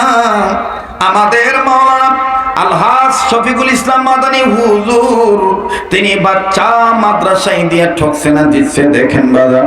আবার আমারও তো দুইটা সন্তান আছে, একটা ছেলে একটা মেয়ে। অবাজান ছেলেটার বয়স 8 বছর, সে 8.5 পা রাখছে। বাড়ি থেকে প্রায় 20 কিলোমিটার দূরে বাচ্চাটাকে আবাসিক অবস্থায় মাদ্রাসায় দিয়ে আসি। এমন কোনো রাত নাই ওই বাচ্চাটার জনম দুঃখিনী মা মা বেবি না কান্দে, পাশে শুয়ে শুয়ে কান্দে। আমি বলি, কেন তুমি কান্নাকাটি করো? ডাক দিয়ে বলে, হুজুর কি বলবো, বাচ্চাটাই যে প্রচন্ড ঠান্ডা পড়ছে, তুমি আবাসিক মাদ্রাসায় দিয়ে দিয়েছো, না জানি আমার বাচ্চাটা ঠান্ডায় কোনো কষ্ট পায়। আমি বললাম, আমার চাইতারও দামি দামি সন্তানরা, আমার চাইতারও দামি দামি মানুষের সন্তানরা সেখানে লেখাপড়া করে, কান্নাকাটির দরকার নাই। লেখাপড়া করতে গেলে একটু কষ্ট করা লাগে। তখনই আমার বিবি চোখের পানি ছেড়ে দিয়ে কান্দে, আর ফুপি ফুপি কান্নাকাটি করে ডাক দিয়ে বলে, তুমি তো বাবা, তুমি কি বুঝবা, মা হইলে তুমি বুঝতা সন্তানের জন্য কলিজায় কেমন জ্বলে। ভাইরে, মা দুনিয়া যাদের নাই তাদের মতন বড় দুঃখে আর কেউ নাই। আমার বন্ধুগণ, বিবিকে সান্ত্বনা দিয়ে বলি, বিবি রে, আজকে যেমন তুমি তোমার সন্তানের জন্য কাঁদতেছো, আমার মাও আমারে এইভাবে মাদ্রাসায় দিয়ে কান্নাকাটি করেছিল। আমার বাবা শক্ত ছিল বিদায় আল্লাহর দয়ায় এলেম হাসিল করা সহজ হয়েছে। তুমি এইভাবে কান্নাকাটি করলে সন্তান কিভাবে লেখাপড়া করবে? বলে, তোমার আমি না বললাম আর 2টা বছর পরে কি ছেলেরে দূরে দেওয়া যাইতো না? জানুনি, সন্তানরে না দেখলে আমার ভাল লাগে না। বাজান রে, এই হলো মা। মা যার দুনিয়া নাই তাদের মতন বড় দুঃখের কেউ নেই। ও বাজান, মা যে কত বড় নিয়ামত, খুব খেয়াল করে কথাগুলি শোনা চাই বাবা। আমার দিল বলে আজকের মাহফিলে দোয়া কবুল হয়ে যাবে। নাকটার মধ্যে কেমন জানি আল্লাহ ওয়ালাদের গ্রাম আসতেছে। আমার ভাইরা কেউ চলে গেলে চলে যাইতে দিবেন। মুসলমান বন্ধুরে, রবের গোলাম হিসেবে দিল সাক্ষী দিতেছে, আজকের দোয়া আল্লাহ ফিরে দিবে না। আওয়াজ দিয়ে বলেন না আলহামদুলিল্লাহ। ভাইরা, আমার দুনিয়ায় যাদের মা নাই তাদের মতন বড় দুঃখী, বড় অভাবী আর কেউ নাই। মা যে কত বড় নিয়ামত, বাবা যে কত বড় নিয়ামত। মা বাবার দোয়া যেমন কাজে লাগে, মা বাবার বদদোয়া কিন্তু তেমন কাজে লাগে। কথা বলেন ঠিক কিনা? বাজান, আমি আমার জীবনের বাস্তব একটা বয়ান আপনাদেরকে শোনাই। ইন্টারনেটের মাধ্যমে, মোবাইলের মাধ্যমে অনেকবার হয়তো ভাই বয়ানটা শুনেছেন। আজ আমি সরাসরি শুনেই বাবা। এই তো সেই পথ, যেই পথ দিয়া বারংবার মোমেন সেই জেলা, শেরপুর জেলা, জামালপুর জেলায় একসময় যাওয়া লাগতো। বাসে চলে যাইতো। তৎকালীন সময় নিজস্ব বাহন ছিল না। ঢাকা মহাখালী থেকে টিকিট কেটে তারপরে বাসে উঠতে হইতো। ওরে বন্ধু, যারা মনে মনে ভাবুনি যে ঠিক থাকলে মায়ের দোয়া বদোয়া কিছুই লাগে না, তাদেরকে বোঝানোর জন্য বলছি ভাইয়া, একটু খেয়াল করে শুনবেন বন্ধু। আজ থেকে কয়েক বছর আগের ঘটনা। মহাখালী বাস কাউন্টারে, টিকিট কাউন্টারে আসছি, বাস স্ট্যান্ডে আসছি। বাসে আমি উঠবো, টিকিট নিব, জামালপুর যাব। বাজানো একের অধিকবার সফর করার কারণে অনেক হেল্পার, কন্ট্রাক্টর, ড্রাইভারের সাথে, বাসের মালিকের সাথে মুখ পরিচয় হয়ে গেছি। গত সিজনে যেই ড্রাইভারটার পাও ভালো দেখছি, হঠাৎ করে এই সিজনে যাইয়া দেখি এই বাস, এই ড্রাইভারের পাওটা কাটা, ডাইন পায়ের 4 ভাগের 3 ভাগ হই নাই। কাটা পাও নিয়ে হাতের নিচে ঠেঙ্গা দিয়ে দাঁড়ায় আছে গেটের কাছে, টিকিট চেক করতেছে। টিকিট মাস্টার হই কাছে যাইয়া, শীত মৌসুম ছিল, মাফলার রুমাল সরাই দিয়া কাছে যাইয়া ডাক দিয়ে বললাম, ভাই যান, আপনারা ড্রাইভার ছিলেন, আপনারা ড্রাইভিং সিটে বসে ড্রাইভারি করতেন, স্টিয়ারিং ধরতেন, এখন আপনি টিকিট চেক করতেছেন, কারণ কি? আপনার পাও তো আমি গত বছর ভালো দেখে গেছি, আজকে দেখি দেখতেছি পাও কাটা। কি কারণে এরকম হলো বলেন না? কোন দিন আপনার দুর্ঘটনা ঘটলো? বাজান রে, আমাকে দেখা মাত্রই লোকটা চিনে ফেলেছে। চোখের পানি ঝর্ণার মতন ছেড়ে দিয়ে কয়, হুজুর আমি তো আপনারও চিন্না ফেলাইছি, হুজুর আপনি ভালো আছেননি? বললাম আলহামদুলিল্লাহ আমি ভালো আছি। লোকটা কান্দার ডাক দিয়ে কয়, হুজুর এই পায়ের কথা জিজ্ঞেস করতেছেন, এইটার শুনে লাভ নাই হুজুর, এটা আমার মায়ের সাথে বেয়াদবি করার ফল। আমি বললাম মায়ের সাথে বেয়াদবি করার ফল কেমন, একটু আমার জানান তো দেখি। বাইরে গোনা করতে করতে কলবে কালো দাগ পড়ে গেছে, হাকিকতান চোখের পানি আসতে চায় না। আরে বন্ধু, কান্নাকাটি সবাই করতে পারে না। আর এই পাগলের সাথে মোনাজাত করলে, কান্নাকাটি করলে ঠকবেন না। এই তো আর কয়েকদিন বাংলাদেশে আছি, ইনশাআল্লাহ আল্লাহ তাআলা যদি বাঁচা রাখেন, প্রতি বছরের নেই এই বছর প্রথম পয়লা মার্চে চলে যাব সোনার মদিনায়। গোটা রমজান মাস আমি মদিনায় থাকবো। শাওয়াল মাসের 7-8 তারিখে মদিনা থেকে আসবো। মাত্র 2-3 দিনের জন্য মক্কায় আসি উমরা করার জন্য। বেশিরভাগ রমজান মাস, গোটা রমজান আমার মদিনায় থাকতে হয়। বাজানো কথা দিচ্ছি বন্ধু, মুসাফির হইয়া আমি রমজান মাসে আপনাদেরকে ভুলবো না। আপনাদের পক্ষ থেকে রাসূলুল্লাহর রোজায় সালাম পৌঁছে দেবো ইনশাআল্লাহ। আবার কাবা ধরে আপনাদের জন্য দোয়া করব। আপনারাও আমারে ভুলেন না। ইফতারির আগে দোয়া কবুল হয়। ইফতারি করার সময় আমি গুনাহগারের জন্য একটু দোয়া করবেন, পারবেন তো ইনশাআল্লাহ? বলেন পারবেন তো ইনশাআল্লাহ? তাই বলছি বাজান, দিনটা নরম করে দেন। আরে বন্ধু, কত রাত্র কত জায়গায় কাটান, আজকে রাত্র একটু অংশ নবীর প্রেমে দেখেন দান করা যায় কিনা। এবার ড্রাইভার লোকটাকে ডাক দিয়ে বললাম, ভাই যান মায়ের সাথে কেমন বেয়াদবি করেছেন? ডাক দিয়ে বলে, হুজুর আপনাকে বলার দ্বারা আমার ফায়দা হবে, আপনাকে আমি এই জন্য ঘটনাটা শোনাবো। দুনিয়াতে যেন কোনোদিন কোনো ছেলে মেয়ে তাদের হায়াতের জিন্দেগিতে তাদের বাপ মার সাথে বেয়াদবি না করে। হুজুর আপনি ওয়াজ মাহফিল এই কথাটা বললে অনেক যুবক হেদায়েত পেয়ে যাইতে পারে। আমি বললাম সেটা পরের কথা, আগে বলেন আপনি কি করছেন একটু বলেন তো দেখি। লোকটা ডাক দিয়ে বলে, হুজুর বলার আগে আমি একটু শুনতে চাই। আমার আল্লাহ আমার এই বড় গুনাহ থেকে মাপ দিবনি, এই পাপ থেকে আল্লাহ আমারে মাপ দিবনি। আমি বললাম কি বলছেন বলেন না। লোকটা একটু আড়ালে নিয়া টিকিট চেকের দায়িত্ব আরেকজনকে দিয়া, যেহেতু 10-15-20 মিনিট আরো সময় লাগবে গাড়ি ছাড়তে, আমার বন্ধুগণ এই ফাঁকে অন্য একটা চা স্টলে নিয়ে গেল আমাকে, নিজে নিরালা বসাইয়া। লোকটা আমার হাত ধরে কান্দার ডাক দিয়ে কয়, হুজুর মায়ের সাথে বেয়াদবি করার ফল কেমন বেয়াদবি বলেন না। ডাক দিয়ে কয়, হুজুর আপনি ভালোই জেনেছেন আমি ড্রাইভার ছিলাম, এই রুট দিয়া ঢাকা ময়মনসিংহ রুট দিয়া মাসের পর মাস বছরের পর বছর আমি গাড়ি চালাইছি। তবে হুজুর আমার ডিউটি টাইম ছিল বেশিরভাগ নাইট ডিউটি। হুজুর এই নাইট ডিউটি করে আমি অর্গমাস লইয়া রাত্র জাগিয়া যখন আমি বাড়িতে গেছি, সকাল তখন 9টা 10টা 8টা 9টা 10টার মতন বাজি। আমার বাড়িটা রাস্তার সাথে। হুজুর বাড়িতে ঢোকার আগে আমার কানে আওয়াজ আসতেছি, আমার মার সাথে আমার বউ ঝগড়া লাগাই দিছে। মাও বাক বিতন্তায় লিপ্ত, বউ আমারও মায়ের সাথে ঝগড়া করে, মা বকা দেয় বউ বকা দেয়। এইভাবে যখন ঝগড়াঝাটির আওয়াজ পাই, হুজুর আল্লাহর কসম করে বলি আমার মাথা ঠিক ছিল না।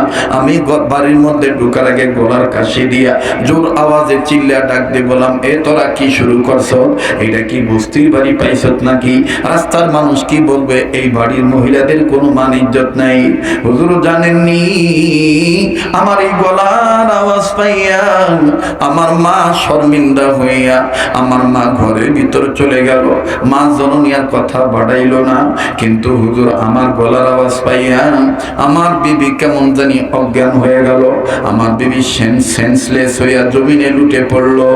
আমার বিবির পড়া অবস্থা দেখে আমার মেয়ে আর ছেলে ছোট্ট ছোট্ট সন্তান তারা আমার বিবিরে জড়ে দূরে কান্দে আর ডাক দিয়ে বলে, মাগো তোমার কি হইল? তুমি দি চোখ খুলো না, মুখ খুলো না। ও মা, তুমি কি আমাদের রাইখা মইরা গেলে নাকি মা? ও হুজুর, এই বউয়ের এই অবস্থা দেখা, ছেলে মেয়ের এই দুরবস্থা দেখা আমার ভিতরে একটা ভয় কাজ করতেছে। না জানি আমার বেগম মারা যায়, আমার এই বউটা যদি মইরা যায়, এই বৃদ্ধ বয়সে আমার মা আর আমার জেল খাটা লাগবে, আমার মার্ডার কেসের আসামি হওয়া লাগবে। হুজুর, আমার হিতাই জ্ঞান ছিল না, আমার মেজাজ চড়া হয়ে গেল। আমি বউর প্রলোভনে পড়িয়া মায়ের কাছে গেলাম খোঁজ হারার জন্য। হুজুর, আমি উল্টা কোনো কিছুই দেখলাম না, আমি ভালো মন্দ কোনো যাচাই করলাম না। আমার মা দরজার দিকে পৃষ্ঠ দিকে পিঠ দিয়ে মা খাটের উপর বসে রয়েছে, বেড়ার দিকে তাকায় মায়ের পান বানাইতেছিল, মায়ের পান খাওয়ার অভ্যাস ছিল। হুজুর, দরজা খোলা, মায়ের পৃষ্ঠ দেশ দরজার দিকে দিয়ে বইছে, পান বানাইতেছে। আমি আমার মায়ের ভালো মন্দ কথা জিজ্ঞাসা না করে আমার বড় প্রলোভনে পড়িয়া মায়ের পিঠ বরাবর একটা লাঠি দিয়ে কইলাম, কি পাইছো তুই? পরের মেয়েটা যদি মারা যায় এখন কি জবাব দিবি? হুজুর, আমি আমার এই ডাইন পাউটা দিয়ে এত দূরে মায়ের লাঠি মারছি, আমার মা লাত্তি খাইয়া জমিনে চোখের থেকে পড়া যায়। এরপর আমার খুব মিটে না, রাগ সেই জয় নেই। আমি আমার মায়ের চুল বাম হাত দিয়ে ধুইরা মায়ের এমন ভাবে কয়েকটা ঘুরপাক দিলাম, মায়েরে এমন ভাবে আঘাত করলাম, বকাবাদ্য করলাম। আমার মা যে অবস্থা দেখাইলো তাতে বুঝতে পারলাম লাত্তিটা মনে হয় কোপসায় লাগছে। আমার মা চোখ মুখ আন্দার হয়ে গেছে।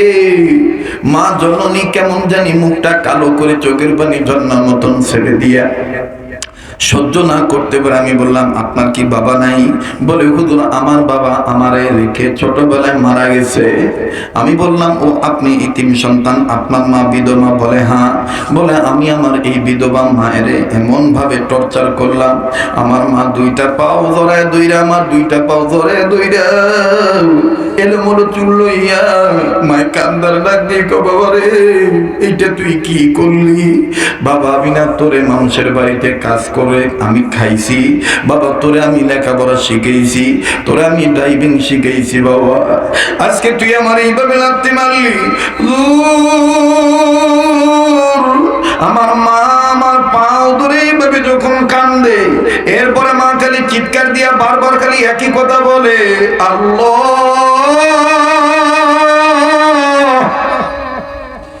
এই ছেলের পায়ে লাত্তি খাওয়ার আগে কেন তুমি আমার মরণ দিলে না?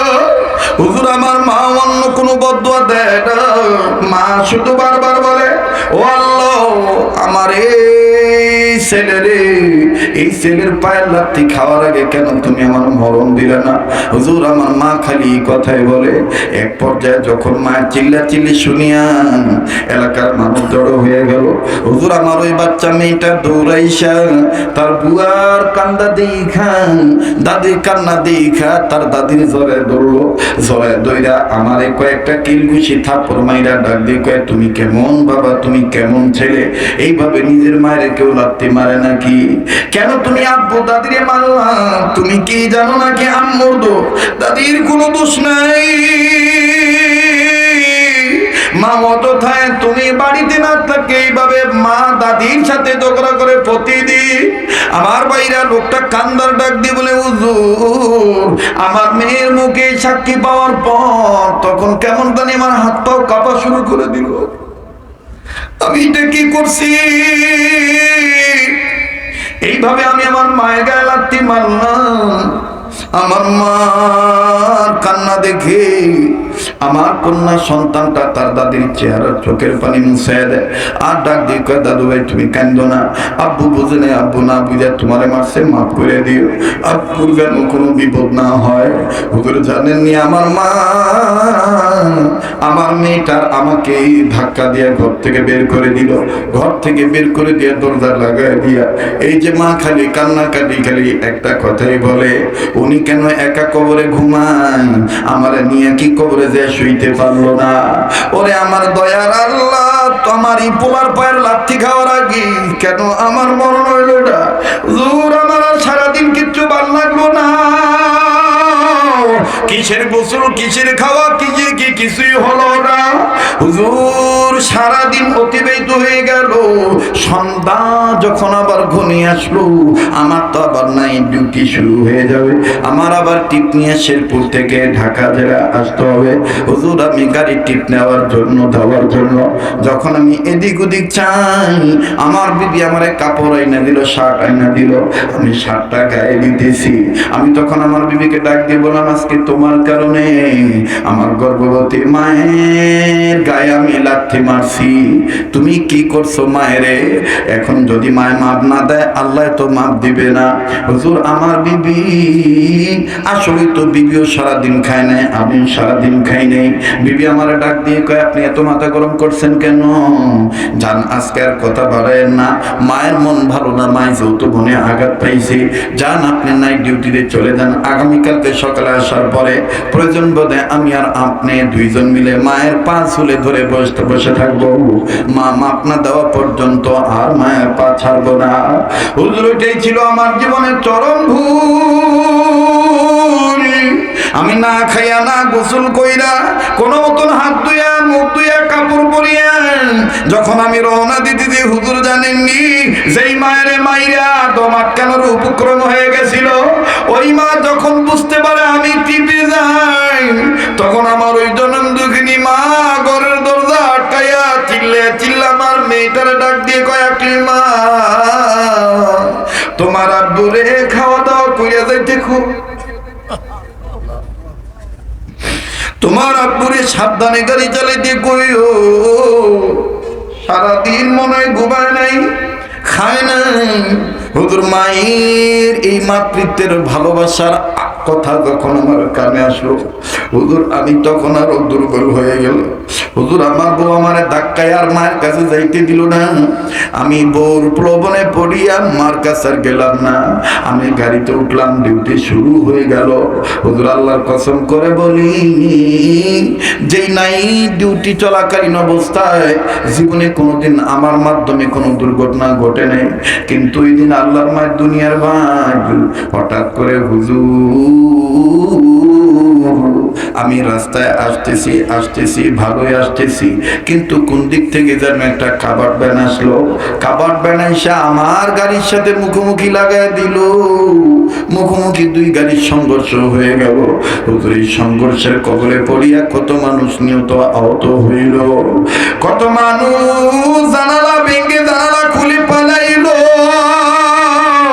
হুজুর আমিও বের হব, কিন্তু আমার হাত ফাটে নাই, মাথা কাটে নাই। হুজুর আমি যে নামতে পারি না, আমি নজর করে দেখতেছি যেই পা দিয়ে মায়ের লাথি মারছিলাম, আমার ওই পা ডান পা আমার গাড়ির সিটের সাথে আটকে চাপা খেয়ে রয়েছি। হুজুর আমি তাকে দেখি আমার পায়ের 4 ভাগের 3 ভাগ গোস্ত মনে হয় নাই, সাদা হাড্ডি দেখা যায়। হুজুর আমার কন্ট্রাক্টর আহত অবস্থায় ডাক দিয়ে উস্তাদ পাউটা নাড়াচাড়া কইরেন না, টানাটানি কইরেন না, মনে হয় শীত আপনার পায়ের গোস্ত কাইটা হাড্ডি বরাবর লেগে আছে, আটকায় গেছি, নিচে রক্তের বন্যা বইতেছে। হুজুর তারপরে কি হয়েছে আমি বলতে পারবো না, হুজুর আমি জ্ঞান হারায় ফেলাই। উপস্থিত জনগণ আমারে সদর হাসপাতালে ভর্তি করে দেয়, সদর হাসপাতালে কান্না হওয়ার কারণে আবার ঢাকায় ট্রান্সফার করে। হুজুর ডাক্তার বহু চেষ্টা করতে পাও রাখার জন্য, কিন্তু ডাক্তার মহোদয় তিনি আমার এই ডান পাওটা কাটতে বাধ্য হয়েছে, কেটে ফেলে দিতে বাধ্য হয়েছে। হুজুর যখন আমার অপারেশন সাকসেস হলো, আমার এই পাওটা যখন কেটে ফেলেই দিল, হুজুর যখন আমাকে বেডে শোয়াইল, আমি 2 দিন পরে খবর যখন সুন্দর করে আমি বেডে আমারে শোয়াই দিল, আমার জ্ঞান ফেরার পর আমি চোখ খুলে নজর করে দেখি হুজুর আশ্চর্য ঘটনা,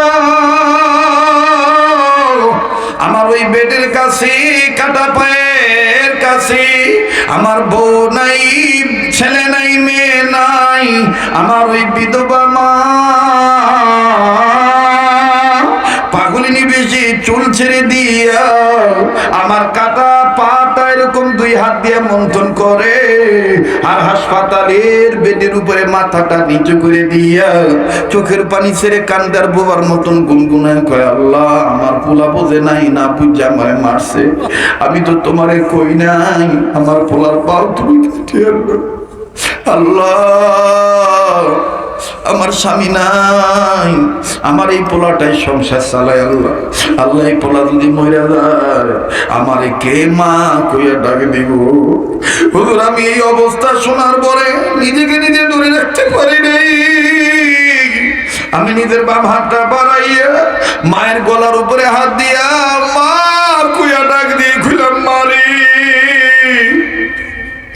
আমারে মাফ কইরা দে, আমি বুঝি নাই মা। হুজুর জানেননি আমার মা ডাক শোনার পর আমারে ধরায় ধইরা কপাল বরাবর একটা চুমা দিয়া মায়ের বুকের সাথে আমার মাথাটা লাগাইয়া ডাক দিই, বাবা রে আমারে আমার কাছে মাপ চাইতে হইব না বাবা, বাবা তুই যে আমারে মা কইয়া ডাক দিছ, বাবা তোর মুখের মা ডাক শোনার পর আমি সব যন্ত্রণা ভুলে গেছি। বাবা আল্লাহর দরবারে শুকরিয়া যে আমার আল্লাহ তোরে বাঁচায় রাখছি। বাবা তুই মরে গেলে কে আমারে মা কইয়া ডাক দিত। মুসলমান ভাইরা আমার বন্ধুরে, এটা হলো মায়ের মর্যাদার ভালোবাসার মর্যাদা। মা এমন এক সম্পদ, দুনিয়ার সব ছেড়ে দিতে পারে মা, কিন্তু সন্তান ভুলতে পারে না। কথা বলেন ঠিক না বেঠিক? মুসলমান ভাইরা আমার বন্ধুরে, আমি জানি না ওই মা কার দুনিয়ায় নাই, ওই বাবা কার দুনিয়ায় নেই। আজকে পারবেননি যেই হাতটা দিয়ে বারবার কাবা ধরি, এই হাতটা এই হাতের সাথে হাত উঠাইয়া ওই মা বাবার নামে আমি পাগলের সাথে দোয়া করে যাবেন। দোয়ার আগে যাব না, নিয়ত আছে কার কার একটু হাত তুলে দেখান তো দেখি। নারায়ে তাকবীর, নারায়ে তাকবীর। আমি দেখেছি কত আলেম চোখের পানি ছেড়ে কেঁদেছেন, কত হাজি গাজি কেঁদেছেন। আরে বন্ধু কেউ চলে গেলে চলে যেতে দিবেন, সবার দিল নরম হবে না, সবার চোখের পানি পড়বে না। এবার আসেন বাজান ইমাম বুখারীর বাবাকে, এবার মুসলমান বুজুর্গ মুহতারাম ডাক দিয়ে বলতেছেন, দোস্ত মুহতারাম আমি স্বপ্নের ব্যাখ্যা তোমায় পরে বলছি, বলবো আগে বলো কিয়ামতের ময়দানে যদি আল্লাহ তোমারে খুশি হয়ে জান্নাত দিয়ে দেয়, আমার হাতে হাত রেখে ওয়াদা করো তুমি আমারে জান্নাতে নিয়ে যাইবা, তুমি আমারে থুইয়া জান্নাতে যাইবা না। ইমাম বুখারীর বাবা ডাক দিয়ে বলতেছেন, দোস্ত বুঝলাম না, স্বপ্নের ব্যাখ্যা না বলে জান্নাতে নিয়ে যাওয়ার ওয়াদা তাচ্ছ বুঝলাম না। ডাক দিয়ে কয়, দোস্ত রে ইতিপূর্বে তোমার চেহারার দিকে আমি তাকাইছি, কিন্তু আজকে তো মুহাম্মাদি নূর ইতিপূর্বে চমকাইতে দেখি নাই। আমার দিল বলে তোমাদের পরিবারে এমন একটা নূরানী সন্তান আল্লাহ দিয়ে দিবি, এই সন্তানটা জান্নাতি হবে। আর জান্নাতি সন্তানের পিতা মাতাকেও আল্লাহ সন্তানের সাথে জান্নাত দিতে পারি। এই জন্যই বলছি, তোমাকে যদি আল্লাহ দয়া করে জান্নাত দেয়, তুমি আমারে থুইয়া জান্নাতে যাইবা না, তুমি আমারে নিয়ে জান্নাতে যাইবা। ডাক দিয়ে বলে, ঠিক আছে দোস্ত, তুমিও যেহেতু আব্দুল্লাহ বিন মুবারকের ছাত্র, আমিও আব্দুল্লাহ বিন মুবারক ছাত্র, আব্দুল্লাহ বিন মুবারকের ছাত্র, আসো দোস্ত, আন্নাসু লিন্নাস, মানুষ মানুষের জন্য আল্লাহ যদি তোমার দয়া করে জান্নাত দেয়, তুমি আমারে থুইয়া যাইবা না। আল্লাহ যদি দয়া করে আমারে জান্নাত দেয়, আমিও তোমারে থুইয়া জান্নাতে যাব না। এবার বলো দোস্ত, আমার বিবির স্বপ্নের ব্যাখ্যা ভালো না মন্দ? এবার মুহতারাম বুজুর্গ ডাক দিয়ে বলতেছেন, দোস্ত মুহতারাম ব্যাখ্যা ভালো না মন্দ বলছি বলবো, তবে আমাকে আরেকটু সহযোগিতা করা লাগবে। তোমার বিবির গর্ভের পেটে বাচ্চা আসার আলামত প্রাথমিক অবস্থায় বুঝতে পারার পর তুমি আর তোমার বিবি এই বাচ্চাকে টার্গেট করে মহান আল্লাহর কাছে গোপন কোনো দোয়া করছো কিনা? বলে, দোস্ত বলেন কি?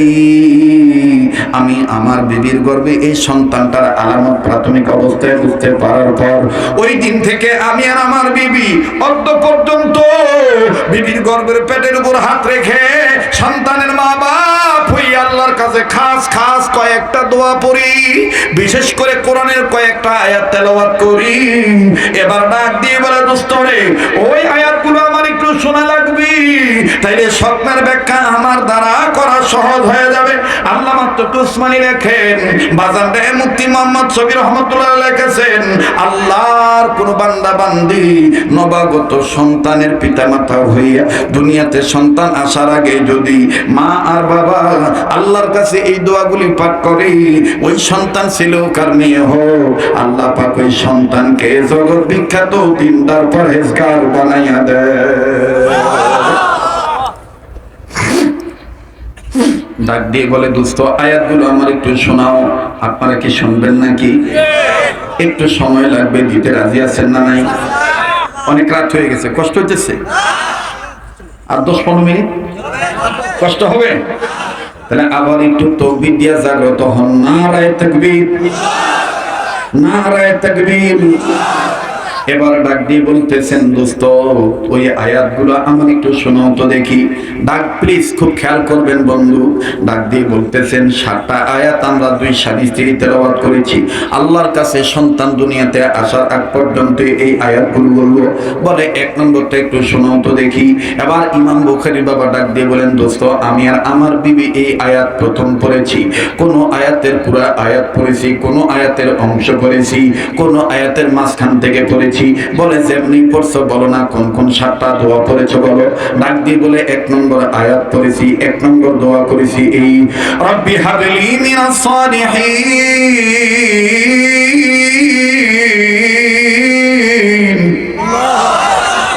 যারা আলেম আছে তারা বুঝে নিতেছে। ডাক দিয়ে বলে 1 নম্বর আয়াত 1 নম্বর দোয়া পাঠ করেছি, রব্বি হাবলি মিনাস সালিহিন। বলে 2য় নম্বর আয়াত কোনটা পাঠ করেছো? বলে 2য় নম্বর দোয়া পাঠ করেছি, রব্বানা হাব লানা মিন আজওয়াজিনা ওয়া যুররিয়াতিনা কুররাতা আয়ুন ওয়াজআলনা লিল মুত্তাকিনা ইমামা। বলে 3 নম্বর আয়াত কোনটা পাঠ করেছো? বাজান খুব খেয়াল করে কথাগুলি শুনবেন। ডাক দিয়ে বলে 3 নম্বর আয়াত পাঠ করেছি, সুবহানাকা লা ইলমা লানা ইল্লা মা আল্লামতানা ইন্নাকা আনতাল আলিমুল হাকিম। বলে 4 নম্বর আয়াত কোনটা পাঠ করেছো? বলে 4 নম্বর আয়াত পাঠ করেছি, রব্বির হামহুমা কামা রব্বায়ানি সগীরা। পড়ে না, রব্বির হামহুমা কামা রব্বায়ানি। আরে বন্ধু দেখেন, আমি বলছি বলবো, তবে এই পানি ভিজা চোখ নিয়ে ভাঙা মন ইমানের বলে বলিয়ান হয়ে চাঙ্গা করার নিয়ত করে একটা দরখাস্ত আপনাদের কাছে করব, মাত্র 2-3 মিনিট। আরে বন্ধু আমার দিল কেড়ে জানি বলে কবুল হয়ে যাবে, আল্লাহ রাব্বুল আমিন মঞ্জুরি দিয়ে দিবেন। এই সময় গভীর রজনীতে হাইকোর্ট সুপ্রিম কোর্টের দরজা বন্ধ, আমার আল্লাহর মাগফিরাতের কোর্টের দরজা খোলা। আমার মাওলা পাকের এই রজবের চাঁদের গভীর রজনীতে আমার মাওলার কবুলের দরজা খোলা। বাজান আমি ছোট্ট একটা আবদার করব, পারলে দিবেন না পারলে না দিবেন। কোরআনুল কারীম আলোর কিতাব, কোরআনের শিক্ষা সবচেয়ে দামি শিক্ষা, কোরআনের পাতা সবচেয়ে দামি পাতা। এই কোরআনুল কারীমের পারার সংখ্যা 30 পারা। এই 30 পারা কোরআন শরীফকে মহব্বত করে আজকে এই মুহূর্তে এই সময় বাজানো যেই হাতটা দিয়া বারবার কাবা ধরি, যেই হাতটা আল্লাহর হাতের সাথে লাগানো, এই হাতটা আমি আপনাদের কাছে বিচাইরা মুহাম্মদ তুবুদুল্লাহ হুজুর কত সুন্দর চমৎকার কণ্ঠে বলেন, আল্লাহু আকবার আল্লাহু আকবার। আপনাকে তো ভালো লাগতেছে, কিন্তু তারা ঘুমাইছে, এরা গুলো যে এটা পুরো পাগলা মনে হয়েছে। ফজরের আজানের টাইম না হচ্ছে, ফজর আজান দিতেছে। একবার আজান দিতে গেছি তো কিছু লোক কয় আজান দিয়ে না, ফজরের নামাজের সময় মনে করো মানুষ জায়গা তো তারপরে থো অটোগ্রাফ দিমুনি না মনাজের পরে নিয়ে অটোগ্রাফ নিব বাবু, বইয়ের দাম দিবার নিশ্চয়, অটোগ্রাফের দাম দিবি না, কথা কয় না। দেখবেন রেডিও খুলে দেখবেন কি চমৎকার কণ্ঠে বলে, আল্লাহু আকবার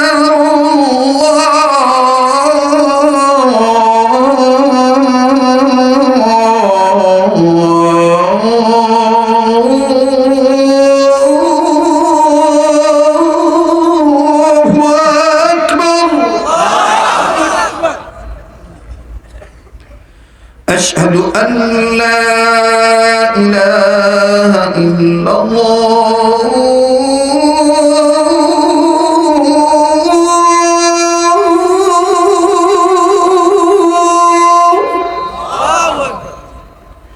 أشهد أن لا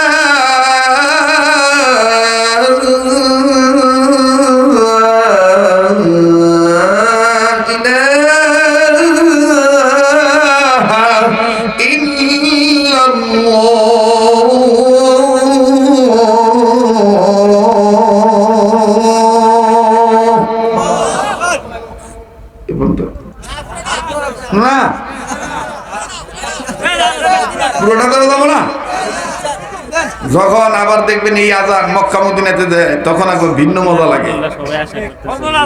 দেখবেন এই মক্কা মদিনায় আরব আমিরাতে ছোট বড় মসজিদ যখন আজান হয় তখন কেবলার দিক থেকে নরম কণ্ঠে আওয়াজটা ভাইসে করে মাইকোলা ঘুমাইছেন না ভাই এটা জেন্সে দিই আর একটু সাউন্ড বাড়া এটা পাগলা শ্রোতাই না দেখো না বাসিলাম গেলে একটু দোয়া হাত তুলতাম নাইও না দোয়া আর কি কখন জন্মাইছি হ্যাঁ দেখবেন যে আরব আমিরাতে কত সুন্দর শ্রুতি মধুর কণ্ঠে বলে ভালো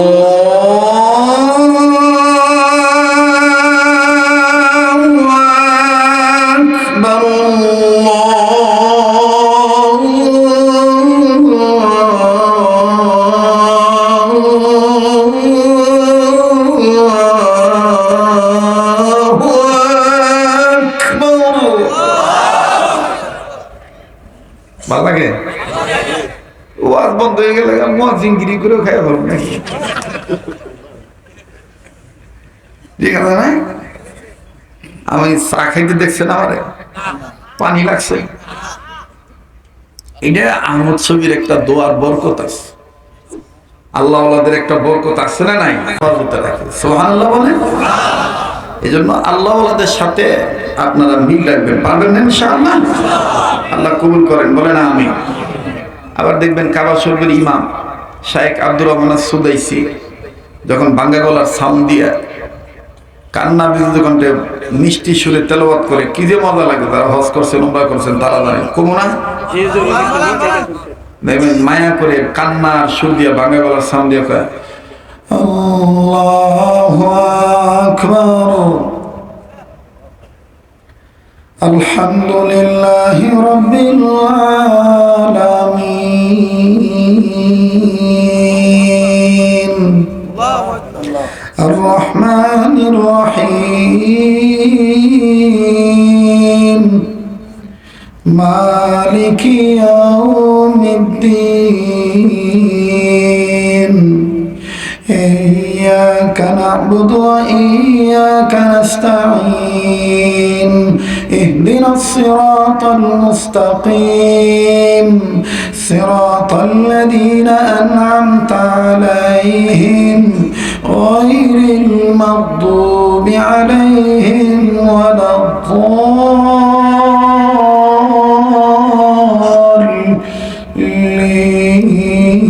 الضالين آمين القارعة ما القارعة وما أدراك ما القارعة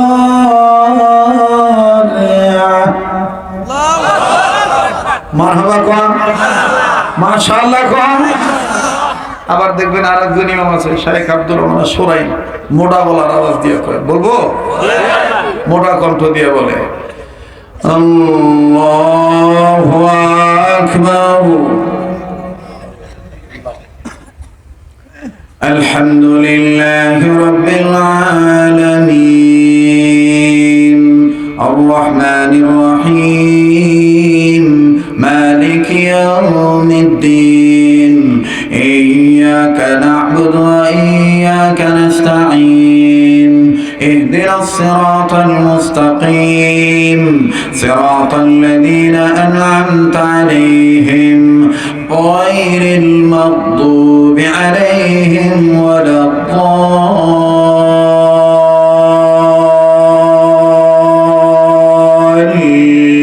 الضالين آمين القارعة وما أدراك ما القارعة يوم يكون الناس كالفراش المبثوث ভাল লাগে ভালো লাগলে হইব না বাপ হয়ে একটা পোলার এরকম তেলাওয়াত করে বানাইবেন ঠিক আছে না পিছন দিন করতেছে কারি আব্দুল বাসিদের কণ্ঠে তেলাওয়াত শুনাইতে ভাই যাবেন না অনেক রাজ্য মিশরের কারি আব্দুল বাসিত রহমতুল্লাহ যখন তেলাওয়াত করে চিকন কণ্ঠ দিয়া লম্বা দম দিয়া কি মজা লাগে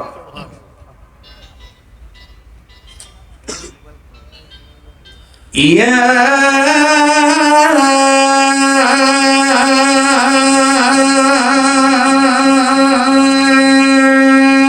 আইয়ুহাল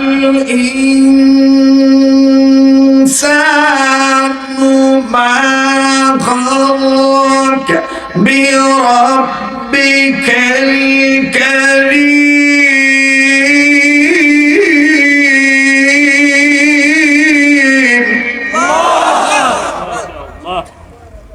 ভালো লাগে আমার লাগে দোয়া করবেন তো আমি করবো মদিনায় যাইয়া বাচ্চা থাকে ইনশাল্লাহ আর আপনারা ইফতারির সময় দোয়া কবুল হবে এসব আমার জন্য দোয়া করবেন তো ইনশাল্লাহ বড় ভালো লাগলো আপনাদের আচরণ ওয়াদা দিতেছি যদি আমার সিডিউল সুযোগ থাকে কর্তৃপক্ষ যদি যথা নিয়মে যথাযথভাবে যোগাযোগ ঠিক রাখে আবার আগামীতে এসে খেদমত করার চেষ্টা করব ইনশাআল্লাহ আল্লাহ আমাদের সবাইকে কবুল করেন বলেন আমিন মোনাজাতের আগে একটা সুন্নতের দাওয়াত দিয়ে যাই আমার ভাইরা যে ভাইরাসের এই সম্ভাবনা পাচ্ছেন এই ভাইরাস থেকে আমরা মুক্ত হতে চাই কি চাই না আবু দাউদ শরীফের হাদিস বসেন ভাই সবাই বসে বলেন দোয়া হবে রাসূল সাল্লাল্লাহু আলাইহি সাল্লাম বলেছেন আমার কোন উম্মত যদি খানা খাওয়ার আগে পরে টোটাল সুন্নত হলো 17টা এর মধ্যে 4 নম্বর সুন্নত হলো 2 হাত কবজি পর্যন্ত খানা খাওয়ার আগে পরে ধৌত করা কয় হাত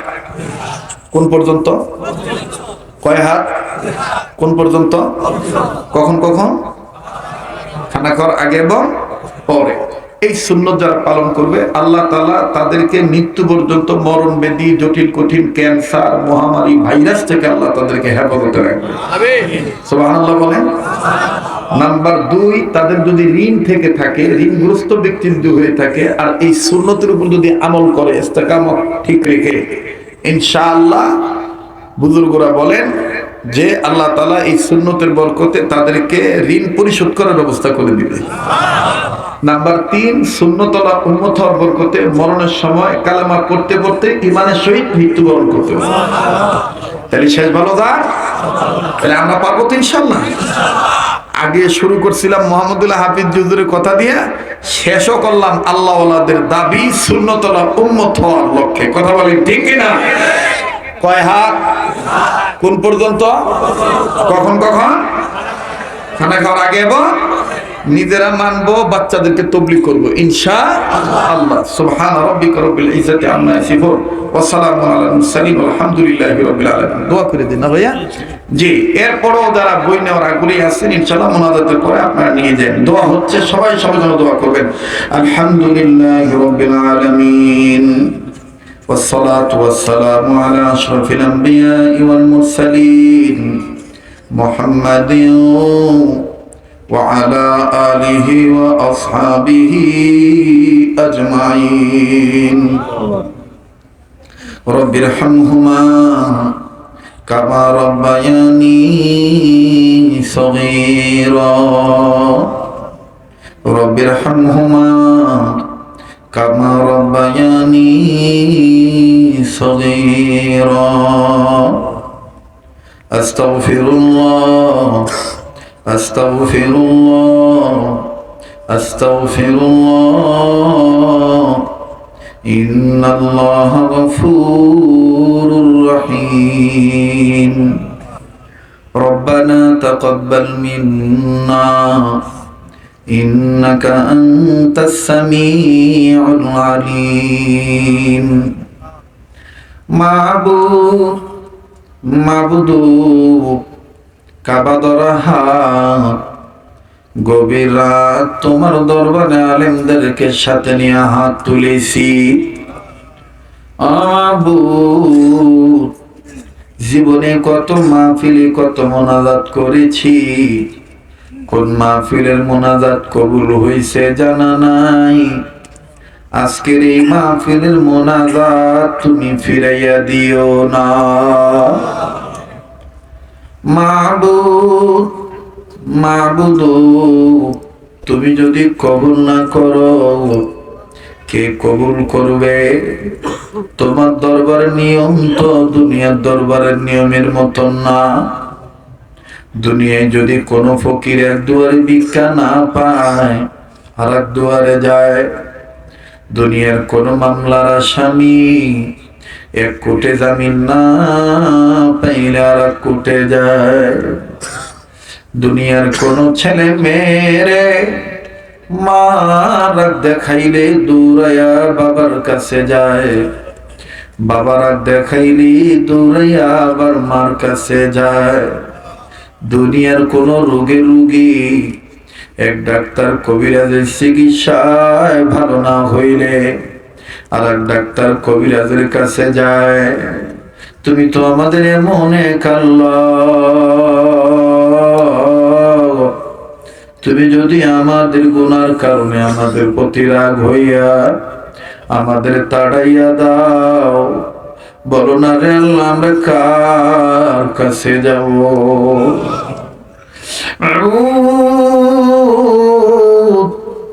আমাদের প্রত্যেকের জীবনের গুনাহগুলি তুমি মাফ করে দাও। ও আল্লাহ, দুনিয়া থেকে যত জিন ইনসান বিদায় নিয়ে কবরবাসী হয়ে গেল, সমস্ত কবরবাসীদেরকে জান্নাতবাসী বানিয়ে দাও। যত জিন ইনসান বেঁচে আছে হেদায়েতের ফয়সালা করে দাও। সবার জন্য হায়াতের মধ্যে বরকতের ফয়সালা করে দাও। মাবুদ, খাস করে আমার বাংলাদেশকে কবুল করে নাও। ইয়া আল্লাহ, এই গাজীপুর জেলারে কবুল করো, এই 19 নং ওয়ার্ডে কবুল করো, এই এলাকার এই মহল্লার ঘরে ঘরে, অদূরে সুদূরে কাছে কিনারে, জঙ্গলায় নিডালায়, নদীর ধারে পুকুরের পারে, রাস্তাঘাটে মাঠে, আয় আল্লাহ পারিবারিক কবরস্থানে, এলাকার কেন্দ্রীয় কবরস্থানে, যার কবর যেখানে, যারাই কবরবাসী, সমস্ত কবরবাসীদেরকে তুমি জান্নাতবাসী বানিয়ে দাও।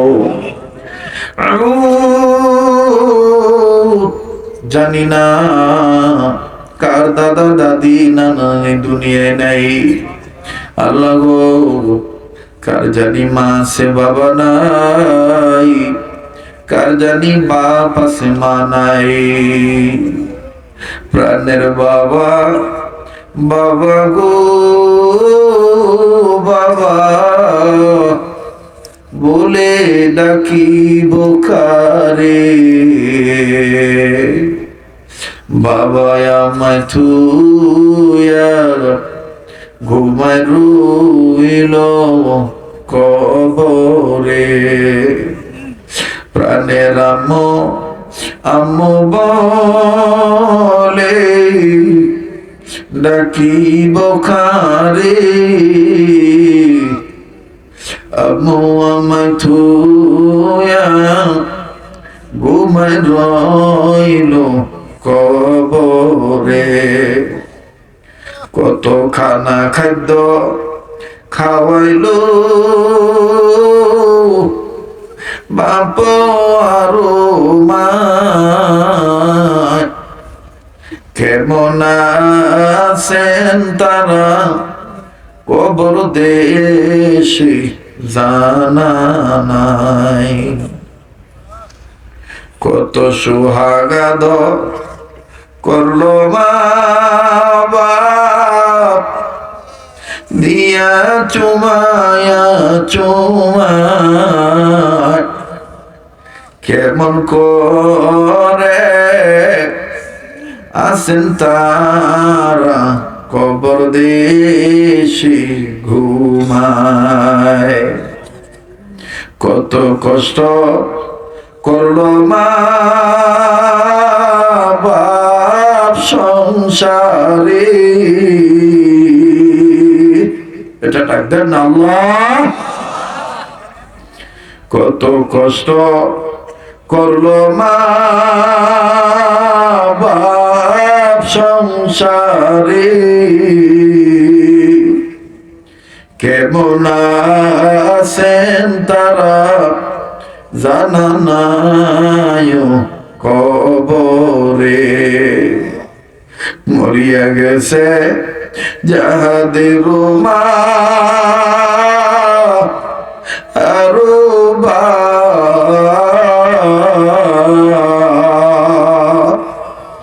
দয়া করে মায়া করে মাফ কইরা দাও কবরের আযাব। আল্লাহ যাদের মা বাপ দুনিয়া নাই তাদের মা বাবার কবর তুমি জান্নাত বানিয়ে দাও আল্লাহ। যাদের দাদা দাদি নানা নানি কবরবাসী, প্রত্যেক কবরবাসীকে তুমি জান্নাতবাসী বানিয়ে দাও। আয় আল্লাহ, খাস করে মাদ্রাসাকে কবুল করে লও। মাদ্রাসার জমিদাতা, প্রতিষ্ঠাতা, মুতাওয়াল্লি, সভাপতি, সেক্রেটারি, এলাকাবাসী, আয় আল্লাহ, পড়নেওয়ালা ছেলে মেয়েরা, আয় আল্লাহ, গার্জিয়ান সহ যারা কম দান করে বেশি দান করে, ধনী গরিব নারী পুরুষ সবার জন্য দোয়া করলাম। আল্লাহ তুমি কবুল করে নাও। আজকের মাহফিলকে কবুল করে নাও। মাহফিলের সভাপতি হিসেবে হায়াতের মধ্যে বরকত দিয়ে দাও।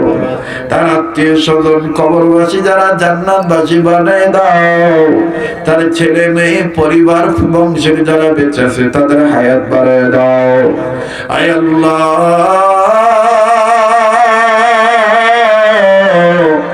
আজকের মাহফিলের উদ্বোধক সাবেক কাউন্সিলর শাহিন আলম ভাইকে তুমি কবুল ফরমাও।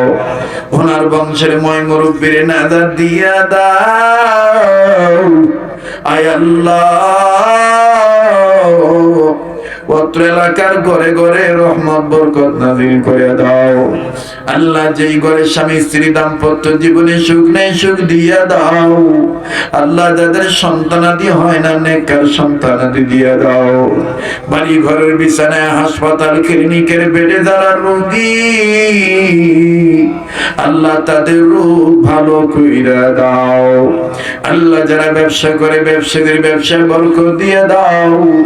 আল্লাহ, যারা চাকরি করে প্রমোশন দিয়ে দাও। যারা লেখাপড়া করে রেজাল্ট ভালো কইরা দাও। আল্লাহ, শাল্লা এলাকার বহু ছেলেরা বিদেশের বাড়িতে প্রবাস জীবনে আমার সাথে দেখা হয়ে যায়। কেউ মালয়েশিয়া, কেউ সৌদি আরব, আয় আল্লাহ, কেউ France, Canada, London, Japan, America, Italy. আয় আল্লাহ, এই গাজীপুরের শাল্লা এলাকার 19 নং ওয়ার্ডের সহ, আয় আল্লাহ, যারা এই বিদেশের বাড়িতে প্রবাস জীবনে আসি, সকল প্রবাসী ভাই বন্ধু বাবাদেরকে তুমি ভালো রেখো। এই রোজগার বরকত দিয়ে দিও। সময় মতো সহি সালামতে নিরাপদে দেশের সন্তান দেশে ফিরত দিও। আয় আল্লাহ, আল্লাহ, আজকের মাহফিলের প্রধান অতিথি রানীরও তুমি কবুল করে নাও গো আল্লাহ। আয় আল্লাহ, আয় আল্লাহ, মঞ্জুর করিম রনি মাবুদ, আল্লাহ তার হায়াতের মধ্যে বরকত দিয়ে দিও। আল্লাহ, তার বাবা অধ্যাপক এমএ মান্নান স্যারকে তুমি জান্নাত দিয়ে দাও।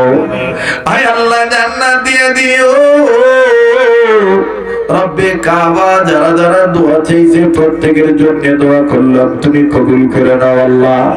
এই মাদ্রাসা মাহফিল এলাকাবাসী তোমার কাছে দিয়ে গেলাম। আয় আল্লাহ তুমি যুগ যুগ কিয়ামত পর্যন্ত উন্নতির সাথে কায়েমার দায়েম রাখো। মাদ্রাসার যা যা দরকারি গাইবি খাজানা থেকে ব্যবস্থা করে দিও আল্লাহ। দুশ্মনের দুশ্মনী, হিংসুকের হিংসা, নিন্দুকের নিন্দা, খারাপ লোকের খারাপি থেকে মাদ্রাসা এলাকা সবাই তুমি হেফাজত করো রব্বুল আলামিন। যারা 100 টাকা কুরবানি করে জান্নাতি নারীর বৈশিষ্ট্য কিতাবখানা নিল, এই কিতাব যেই ঘরে ঢুকবে ঘরটাকে আলোকিত বানিয়ে দিও আল্লাহ। 100 টাকার বরকত দুনিয়া আখিরাতে কোটি কোটি গুণে বাড়িয়ে দিও গো আল্লাহ। নবীর সুপারিশে কিতাব পড়ে যে আমলদার হবে তারে জান্নাত দিয়ে দিও। আয় আল্লাহ এই মাদ্রাসায় যারা নগদ বাকি টাকা দান করলো করবে সবার দানকে কবুল করো। আমার বাংলাদেশ থেকে যত পীর বুজুর্গ বিদায় নিয়ে চলে গেছে, আমার পীর মুর্শিদ শাইখুল ইসলাম আহমদ শফি রহমাতুল্লাহ আলাইহি সহ, চরমনার পীর সৈয়দ ফজলুল করিম রহমাতুল্লাহ আলাইহি সহ, চিশতিয়া, কাদরিয়া, নকশবন্দিয়া, সোহরাওয়ার্দিয়া, সাবরিয়ার সমস্ত ওলিদেরকে জান্নাতুল ফেরদৌসের উচ্চ মাকাম দান করে দাও। যত ওলিগণ বেঁচে আছে আমাদের আকাবির আসলাফ বুজুর্গদের ছায়াকে আমাদের জন্য লম্বা কইরা দাও আল্লাহ। ওনাদের ছায়াকে আমাদের জন্য লম্বা কইরা দাও আল্লাহ। আমার ছেলে, আমার মেয়ে, আমার বিবি, আমার শ্বশুর শাশুড়ি, আমার মা বাবা, আমার ভাই বোন, আত্মীয় স্বজন, পড়োশী প্রতিবেশী আল্লাহ, দেশবাসী প্রবাসী থেকে কাছে দূরে থেকে যারা দোয়া চাইছে, যারা দোয়ার হকদার, দোয়ার আশা রাখে, সবার জন্য দোয়া করলাম তুমি কবুল করে নাও গো আল্লাহ।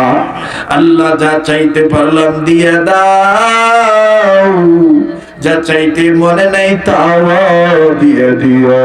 যা বলতে পারলাম কবুল করে নাও, যা বলতে মনে নেই তাও কবুল করে নিও। আমাদের নসিবে বারবার মক্কা মদিনা জিয়ারত নসিব কইরা দিও। জীবনে একবার হইল স্বপ্নের মাধ্যমে নবীজির দিদার নসিব কইরা দিও আল্লাহ। মাহফিল শেষে যেখানে যাবে যাব সই সালামতে পৌঁছে দিও আমার এই ভাইরা, বোনেরা, মায়েরা, বাবারা, ছোট বড়রা যে যেখানে যাবে যাওয়ার সময় আয় আল্লাহ যে কদম বাড়াবে প্রতিটি কদমে কদমে কোটি কোটি গুনাহ মাফ করে দিও, কোটি কোটি নেকি দান করে দিও আল্লাহ। তুমি আমাদের হইয়া যাও, আমাদেরকে তোমার বানাইয়া লও, বলেন না আল্লাহ তুমি আমাদের হইয়া যাও, আমাদেরকে তোমার বানাইয়া লও। আয় আল্লাহ মোনাজাতটা এখন শেষ হয়ে যাবে, জীবনের শেষ একটা ফরিয়াদ তোমার দরবারে জানাই। আমার গুনাহ মাফ হইছে নি, আমাদের তওবা কবুল করছনি, আমাদেরকে ওলি বানাইছনি। ইয়া আল্লাহ আমাদেরকে কবুল করে নেন আল্লাহ। ওলি আল্লাহ উসিলায় নবীর উসিলায় দোয়াগুলি কবুল করে আল্লাহ। আমার বাংলাদেশের সরকার, প্রশাসন, বিরোধীদের, জনগণ সবার অন্তরে দ্বীনের সহি বুঝ পয়দা করে দেয়। সারা দুনিয়ার মসজিদ, মাদ্রাসা, খানেকা, মারকাজ, হক্কানি ওলিদের দরবার বিবাদ মিটা আবাদ করে দেয়, বিবাদ মিটে আবাদ করে দেয়। আয় আল্লাহ নবীর উসিলায় দোয়াগুলি কবুল করে দেয়। وصلى الله تعالى على خير خلقه محمد وعلى آله وصحبه أجمعين سبحان ربك رب العزة عما يصفون وسلام على المرسلين والحمد لله رب العالمين. وعليكم السلام ورحمة الله.